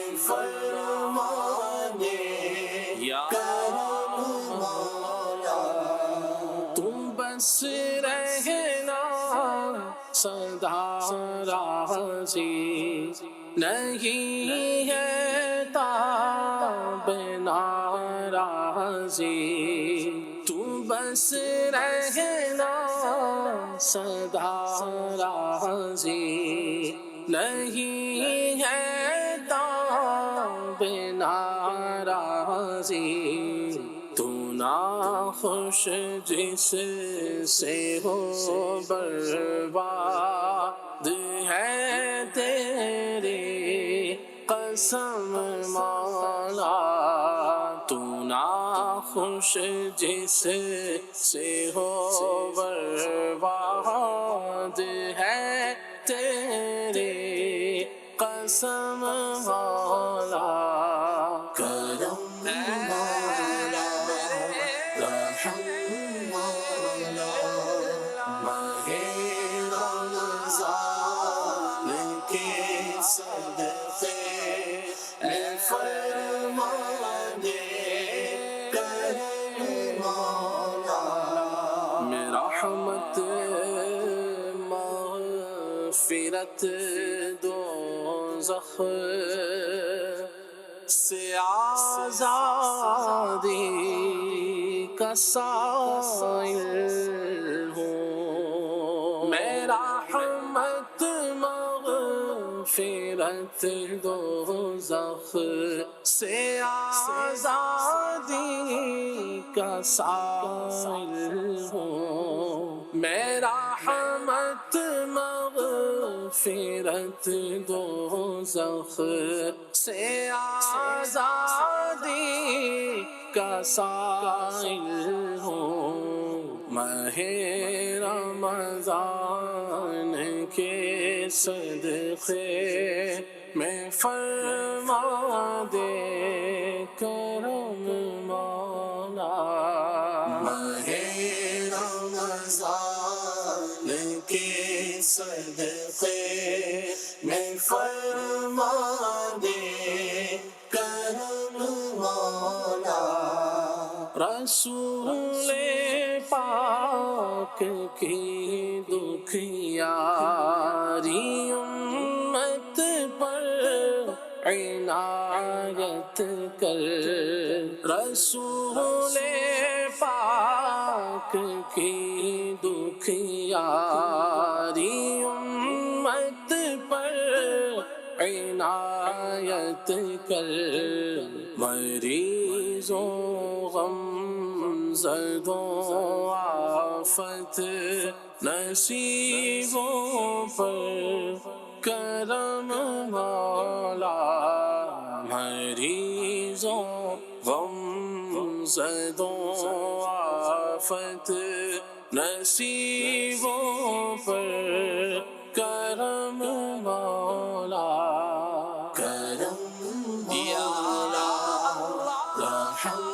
مولا ماہ رمضان کے صدقے میں فرما دے کرم مولا شاہ مدینہ اب مشرف حج سے فرما دے پے شاہ مدینہ اب مشرف حج سے فرما دے چلے عطار پھر روتا ہوا سوئے حرم مولا چلے عطار پھر روتا ہوا سوئے حرم مولا کرم مولا رحم مولا ماہ رمضان کے صدقے میں فرما دے کرم مولا. اللہ رب العالمین جل وعلا ماہ رمضان سے ہمیں خیر برکت سے ملنا نصیب فرمائے اور صحت کے ساتھ ہم ماہ رمضان سے ملیں، اس کی برکتیں حاصل کرنے میں بھی کامیاب ہو جائیں. تذکرہ چل رہا ہے حضرت سیدنا صالح علیہ السلام کا. رب العالمین جل وعلا نے انہیں قوم سمود کی طرف بھیجا اور مفصل بیان آپ سن چکے ہیں، تفصیلی واقعات بیان کیے جا چکے ہیں. پھر ایک واقعہ یہ بھی ہے کہ صالح علیہ السلام سے مطالبہ کیا گیا کہ اگر آپ اس پہاڑ سے اونٹنی ہمیں نکال کر دکھا دیں تو ہم ایمان لے آئیں گے. اونٹنی کا مطالبہ ہوا، اس کے بعد کیا ہوا؟ جی، قوم نے جب دیکھا کہ صالح علیہ السلام بار بار ہمیں توحید کی دعوت دے رہے ہیں، شرک کفر سے، ہماری برائیوں سے، ہمارے برے کاموں سے ہمیں روک رہے ہیں، تو اب وہ تنگ آ کر انہوں نے یہ پلان کیا کہ ہم حضرت صالح علیہ السلام سے کوئی ایسا سوال کرتے ہیں، ایسا مطالبہ کرتے ہیں جو پورا نہ کر سکیں تو ہم ان کی مخالفت پر جری ہو جائیں گے، ہمیں ایک گویا کہ وہ حجت اور دلیل مل جائے گی، ہم اس میں سرخرو ہو جائیں گے، اور حضرت صالح علیہ السلام معاذ اللہ اپنی تبلیغی اور دینی جو مشاغل ہیں ان کو روکنے پر، بند کرنے پر مجبور ہو جائیں گے. تو اب یہ ایک جگہ جمع ہوئے اور مشاورت ان کی ہوئی. اس دوران حضرت صالح علیہ السلام وہاں تشریف لائے اور حسب معمول آپ نے توحید کی اور ایمان کی ان کو دعوت دی، کفر و شرک سے بچنے کا ان کو حکم فرمایا. تو انہوں نے پھر قوم کے سرداروں نے کہا کہ اگر آپ اللہ کے سچے نبی اور رسول ہیں تو آپ ہمارے ایک مطالبے کو پورا فرمائیں. مطالبہ یہ ہے کہ فلاں پہاڑ کی چٹان سے آپ ایک اونٹنی برآمد کریں، اور وہ اونٹنی ایسی ہو جو قداور ہو، خوبصورت ہو، صحت مند ہو، 10 مہینے کی حاملہ ہو اور آتے ہی وہ بچہ بھی جن دے. اب یہ انہوں نے مطالبہ کیا. بہت ساری ایک مطالبہ تھا کہ اونٹنی آئے، لیکن ان کو ایک شبہ ہوا نا کہ کہیں آئی نہ جائے، تو یوں بھی ڈال دو، یہ بھی ڈال دو، یہ بھی ہو جائے، یہ بھی ہو جائے. 10 فرمائشیں اور ایڈ کر دی اس کے، قیودات بڑھا دی تاکہ وہ اتنی صفات ہوں گی تو کہیں نہ کہیں اگر کوئی مسنگ ہوگی تو ہم اس کو عذر بنا لیں گے، اس کو بہانہ بنا لیں گے کہ اس میں یہ چیز نہیں ہے. بہرحال حضرت صالح علیہ السلام اللہ کے نبی تھے، اللہ تبارک و تعالیٰ کے گویا کہ معمور تھے، یقیناً معمور تھے، اور رب تبارک و تعالیٰ نے انبیاء کو ہر طرح کا اختیار دیا ہے جو مخلوق کو دیا جانا متصور ہے. حضرت صالح علیہ السلام نے فرمایا اگر میں یہ معجزہ دکھا دوں، ظاہر کر دوں تو ایمان لے آؤ گے؟ انہوں نے کہا بالکل ایمان لے آئیں گے، ہم کفر و شرک سے بچ جائیں گے. حضرت صالح علیہ السلام نے نماز ادا فرمائی اور اس کے بعد اس دعا کرنے کے بعد اس پہاڑ کی چٹان کی طرف جب اشارہ فرمایا تو سب دیکھنے والے دیکھ رہے تھے کہ وہ پہاڑ جو ہے وہ چٹان چری اور اس میں سے ایک اونٹنی برآمد ہوئی، اور جو انہوں نے صفات اور قید اور شرائط لگائی تھی اسی کے مطابق وہ تھی، اور آتے ہی اس نے ایک بچہ جنا. اور مفسرین فرماتے ہیں وہ بچہ جس طرح عام نارمل جانور کا بچہ ہوتا ہے تو وہ چھوٹا ہوتا ہے پھر رفتہ رفتہ بڑا ہوتا ہے، اس نے جو اونٹنی نے جو بچہ جنا وہ بالکل اسی کی طرح قداور اور بالکل وہ سالم تھا. اور اس کے حوالے سے علماء نے یہ بھی بیان کیا کہ وہ اس کا جو پیدا ہونا ہے یہ بھی کئی اعتبارات سے صالح علیہ السلام کا معجزہ ہے، کیونکہ جانور جو ہے عموماً وہ ایک پورا اس کا پروسیجر ہوتا ہے. یہ وہ اونٹنی تھی جو کسی جانور کے نہ پیٹ میں رہی نہ پیٹھ میں رہی، اور اس کی خلقت جو ہے پیدائش یہ تدریجاً نہیں ہوئی بلکہ آن کی آن میں رب تبارک و تعالیٰ نے اس کو پیدا فرمایا. پہاڑ سے اس کا پیدا ہونا اور پھر آتے ہی فوراً اپنے قد کے، اپنی جسامت کے اعتبار سے اسی حساب سے ایک بچہ جننا، یہ بھی ایک کمال تھا. اب حضرت صالح علیہ السلام نے اس اونٹنی کے حوالے سے کچھ نصیحتیں فرمائی، اور اس کو ناقۃ اللہ قرآن میں کہا گیا، اللہ کی اونٹنی. ویسے تو ہر شے کا خالق اللہ ہے، لیکن چونکہ یہ رب تبارک و تعالیٰ کی قدرت کا کرشمہ، اس کے نبی کا معجزہ ہے، رب کی قدرت کی اور اس کے نبی کی عظمت کی، نبوت کی، حقانیت کی نشانی ہے، لہٰذا اس کو ناقۃ اللہ سے تعبیر کیا گیا اس کی عظمت کو بڑھانے کے لیے کہ یہ اللہ کی اونٹنی، اللہ کی طرف سے یہ گویا کہ ایک بہت بڑی نشانی ہے. حضرت صالح علیہ السلام نے نصیحت नसीहत फरमाई कि ऊँटनी अल्लाह की निशानी है, अल्लाह तबारक व तआला ने इसको भेजा है तुम्हारी हिदायत के लिए, लिहाजा यानी तुम्हारी हिदायत पर इसको दलील बनाया है, लिहाजा तुमने बुराई के साथ न इसको छूना है, न इसको हाँकना है, न मारना है, न कत्ल करना है। और ये एक कानून जारी किया गया कि एक दिन ऊँटनी कुएं से पानी पिएगी, सारा पिएगी, कोई दूसरा कौम का फ़र्द वहाँ से नहीं पी सकेगा। उस पानी के मुतबादिल ये ऊँटनी दूध देगी, और वो दूध इतना था कि पूरी कौम को, वो पूरे कबीले को काफ़ी हो जाता था। ये भी इस ऊँटनी का कमाल। और दूसरे दिन जो है वो फिर पूरी कौम के जो अफराद हैं वो कुएं से पानी पिएंगे, और जिस चरागाह में, ज़मीन के जिस हिस्से में भी ये चरना चाहेगी इसको रोका नहीं जाएगा। और भी नसीहतें फरमाई। लेकिन क्या हुआ कि उस कबीले के अफराद ने देखा कि ये तो सारा पानी पी जाती है, हालांकि उस पानी के मुकाबले में जो दूध मिल रहा था वो पानी के मुकाबले में किफ़ायत भी कर रहा था, सबको काफ़ी भी था। लेकिन उन्होंने सरकशी की और उन्होंने एक प्लान बनाया कि इस ऊँटनी को माज़अल्लाह कत्ल कर दिया जाए ताकि हमारी जान छूट जाए। तो अब कौम के कुछ अफराद ने मशवरा किया, और कुदार नामी एक शख्स था, बड़ा बदबख्त था, ये मेन आगे आया इस गुनाह को गोया कि अपने ज़िम्मे लेने, सर लेने के लिए उसने अपने आप को पेश किया कि मैं ये काम करूंगा। बहरहाल मुशावरत हुई, और इस कुदार के साथ चंद इसके मुआविनीन थे, उन्होंने ऊँटनी को तलाश किया और ऊँटनी की कूंचें काट दी, यानी कि ऊँटनी के पाँव की जो रगें थी उसको काटा और फिर उसको माज़अल्लाह कत्ल कर दिया। और फिर हज़रत सालेह अलैहिस्सलाम के पास आए, यानी ढठाई और जुर्म पर जुर्म और दलेरी पर दलेरी दिखाते हुए उसको कत्ल करने के बाद, नाफरमानी करने के बाद कहा कि ए सालेह अलैहिस्सलाम, अगर आप अल्लाह के सच्चे नबी हैं, सच्चे रसूल हैं, आपकी बातें सच्ची हैं, तो अजाब वो वाला ले आइए जो आप हमें जिसका वादा देते हैं, वो अजाब लेके आइए। और फिर माज़अल्लाह हज़रत सालेह अलैहिस्सलाम को शहीद करने की भी इन्होंने साजिश की और कोशिश भी की। लेकिन हज़रत सालेह अलैहिस्सलाम ने फरमाया कि तुमने चूँकि नाफरमानी की है हुज्जत तमाम होने के बाद, लिहाजा 3 दिन अपने घरों में तुम जितना दुनिया की नेमतों से ऐश पाना है पा लो, 3 दिन के बाद तुम अजाब का शिकार होगे, हलाकत का शिकार होगे। पहले दिन तुम्हारा चेहरा जर्द होगा, दूसरे दिन सुर्ख होगा, और तीसरे दिन स्याह होगा, उसके बाद तुम हलाकत का शिकार हो जाएंगे।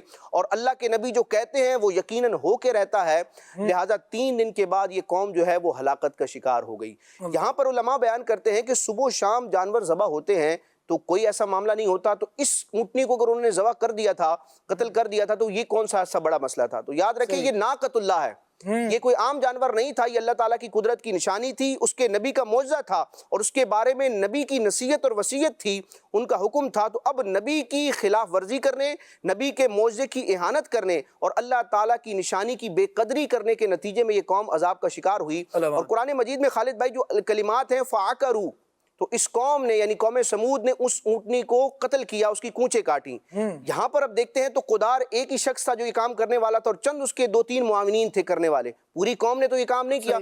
फिर सारी कौम की तरफ इस जुर्म की निस्बत क्यों की गई, और सारी कौम अजाब का शिकार क्यों हुई? करने वाला तो एक था। तो यहाँ पर उलमा बयान करते हैं कि जिस तरह गुनाह करना जुर्म है, इसी तरह गुनाह करवाना भी जुर्म है, गुनाह करने पर मदद देना भी जुर्म है, गुनाह करने का मशवरा देना भी जुर्म है, और गुनाह से खुश रहना, कोई गुनाह कर रहा है, नाफरमानी कर रहा है, उससे खुश रहना, राजी रहना, ये भी जुर्म है। तो अगरचे सारी कौम ने बिलफेल ये काम नहीं किया था, लेकिन वो मशवरा देने वाले थे, मदद देने वाले थे, इस काम पर राजी थे, लिहाजा इस जुर्म की निस्बत तमाम कौम की तरफ की गई और तमाम कौम ही हलाकत का शिकार हुई। अल्लाह अकबर। अल्लाह करीम जल्ला वाला हम सबको अपने अंबिया का बाअदब रखे, उनकी गुस्ताखियों से बचाए, और अंबिया कराम अलैहिस्सलाम, ये अल्लाह रब्बुल आलमीन जल्ला वाला से जो चीज़ें निस्बत रखती हैं यकीनन इज़्ज़त वाली होती हैं, बरकत वाली होती हैं। इस बात को हमें समझना भी है और इन चीज़ों को अहमियत भी देनी है। सिलसिले के इख्तितामी लम्हात हैं। कौम पर फिर जब रब्बुल आलमीन की इस अंदाज से नाफरमानी की तो फिर अजाब कैसा आया, ज़रा इसका भी मुख्तसर बयान सुनिए। जी, उन पर अजाब यूँ आया कि जब आपने उनको सारी चीज़ें समझा दी, उन्होंने अजाब का मुतालबा किया, तो जैसे राशिद भाई ने भी जिक्र किया कि फिर आपने उनको 3 दिन की मोहलत दी और फरमाया कि जी पहले दिन तुम्हारा जो चेहरा है वो जर्द होगा। और इसी तरह हुआ, जब पहले दिन आया तो उनका चेहरा जर्द हो गया। फिर जब दूसरा दिन आया तो फरमाया भी तुम्हारा चेहरा जो है वो सुर्ख हो जाएगा, सुर्ख हो गया। उन्होंने कहा कि जिस तरह इन्होंने फरमाया है इसी तरह अजाब इलाही के जो आसार हैं वो नुमायाँ होते चले जा रहे हैं। तीसरे दिन उनका चेहरा स्याह हो गया। अब आप उनकी यूँ कह लें कि अल्लाह तबारक व तआला के अजाब पर जुर्रत का अंदाज़ा लगाएं कि जब चौथा दिन आया तो उन्होंने खुशबू लगा कर बाहर निकल गए और अल्लाह पाक के अजाब का इंतज़ार करने लगे। لگے. دیکھیں کہ اب کس طرح عذاب آتا ہے. یعنی کہ 3 دن سے نشانیاں وہ دیکھ رہے ہیں, کنسسٹنسی کے ساتھ وہ ساری نشانیاں ان کو نظر آ رہی ہیں, لیکن 14 دن باقاعدہ اہتمام کر کے خوشبو لگا کر اللہ کے عذاب کا انتظار کر رہے ہیں. اور پھر اللہ تبارک و تعالیٰ کا ان کو جو عذاب آیا اس میں علماء کرام نے جو ہے وہ ذکر کیا ہے کہ اس میں 3 طرح کی صورتحال تھی. نمبر 1 یہ تھا کہ انہوں نے ایک زوردار چیخ سنی, اسی طرح آسمان سے ایک زوردار کڑک کی انہوں نے آواز سنی, اور تیسری یہ چیز آئی کہ وہ جو زمین میں موجود تھے اس زمین میں زوردار زلزلہ آیا. اور پھر خالد بھائی اس کی مثال دے کر علماء کرام نے بتایا کہ جس طرح ایک جانور جو ہے وہ اپنے باڑے میں کھڑا ہو نا, اور وہ گھاس کھاتے کھاتے گھاس جو زمین پر گر جائے اور پھر وہ جانور اس کے اوپر ہی جو ہے وہ ٹہل رہا ہے گھاس کے اوپر ہی, تو وہ گھاس بالکل پچک جاتی ہے, ریزہ ریزہ ہو جاتی ہے. اسی طرح یہ عظیم الجثہ لوگ تھے, قوی ترین لوگ تھے, مضبوط ترین لوگ تھے. اللہ کا جب عذاب آیا تو یہ لوگ بھی ریزہ ریزہ ہو گئے. نہ مال کام آیا, نہ طاقت کام آئی, نہ کوئی جو ہے وہ گھمنڈ کام آیا, بلکہ بالکل تباہ و برباد ہو گئے. اللہ تبارک و تعالیٰ نے قرآن مجید فرقان حمید میں ان کے عذاب کو ذکر کرتے ہوئے ارشاد فرمایا فَأَخَذَتْهُمُ الرَّجْفَةُ فَأَصْبَحُوا فِي دَارِهِمْ جَاثِمِينَ. ارشاد فرمایا تو انہیں زلزلے نے پکڑ لیا تو وہ صبح کو اپنے گھروں میں اوندھے پڑے تھے. اور ایک اور مقام پر فرمایا وَأَخَذَ الَّذِينَ ظَلَمُوا الصَّيْحَةُ فَأَصْبَحُوا فِي دِيَارِهِمْ جَاثِمِينَ. ارشاد فرمایا اور ظالموں کو چنگاڑ نے پکڑ لیا, زوردار چنگاڑ کی آواز آئی, فرمایا کہ پکڑ لیا تو وہ صبح کے وقت اپنے گھروں میں گھٹنوں کے بل پڑے تھے. آپ دیکھیں کہ انہوں نے اللہ پاک کے نبی کی نافرمانی کی تو ان کا یہ حال ہوا. ہم امت محمدیہ سے تعلق رکھتے ہیں, ہمیں نبی پاک علیہ الصلوۃ والسلام نے واضح طور پر سارے احکامات اور اسلامی تعلیمات کھول کر بیان کر دی ہیں کہ ہمارے لیے کیا کرنا ہے کیا نہیں کرنا. ہمیں ان ساری باتوں پر عمل کرنا چاہیے اور جو ہے وہ اپنی زندگی کو, اپنے شب و روز کو سنت مصطفیٰ کے سانچے میں ڈھال کر گزارنا چاہیے. سبحان اللہ. اللہ رب العالمین جل وعلا ہم سب کو نصیحت ماننے والا بنائے, نبی پاک علیہ الصلوۃ والسلام کی باتوں کو سنیں, سمجھیں, ان کو جانیں اور ان پر عمل کریں. اللہ تبارک و تعالیٰ دین اسلام کے احکامات پر ہمیں عمل کرنے کی سعادت اور توفیق عطا فرمائے. سلسلے کو پیش کرنے میں کوئی غلطی کوتاہی ہو گئی تو رب العالمین جل وعلا اسے اپنی رحمت کاملہ کے صدقے میں معاف فرمائے. مجلس کے اختتام کی دعا پڑھ لیتے ہیں. سبحانک اللہم و بحمدک اشہد ان لا الہ الا انت استغفرک و اتوب الیک. صلی اللہ علیہ وسلم. محبوب رب اکرم لاکھوں سلام تم پر, لاکھوں درود ہر دم, لاکھوں سلام تم پر. تم حاکم زمان ہو, سلطان دو جہاں ہو. تم حاکم زمان ہو, سلطان دو جہاں ہو. اے سرور معظم, اے سرور معظم, لاکھوں سلام تم پر, لاکھوں درود ہر دم, لاکھوں سلام تم پر. مدینہ بلوائیے مدینہ, والی مدینہ بلوائیے مدینہ. کاش کہ یہ پڑھے ہم, کاش کہ یہ پڑھے ہم, لاکھوں سلام تم پر, لاکھوں درود ہر دم, لاکھوں سلام تم پر. کو خدا نے بخشا تمہارے سر سے, عطا کو خدا نے بخشا تمہارے صدقے تھالا ایک جہنم تھالا ایک جہنم لاکھوں سلام تم پر محبوب رب اکرم لاکھوں سلام تم پر ہو ذکر رب کا صبح ایسے گو شروع اپنی خدا رہے راضی ہے یہ آرزو اپنی کھلے آنکھ صلی اللہ کہتے کہتے کھلے آنکھ صلی اللہ کہتے کہتے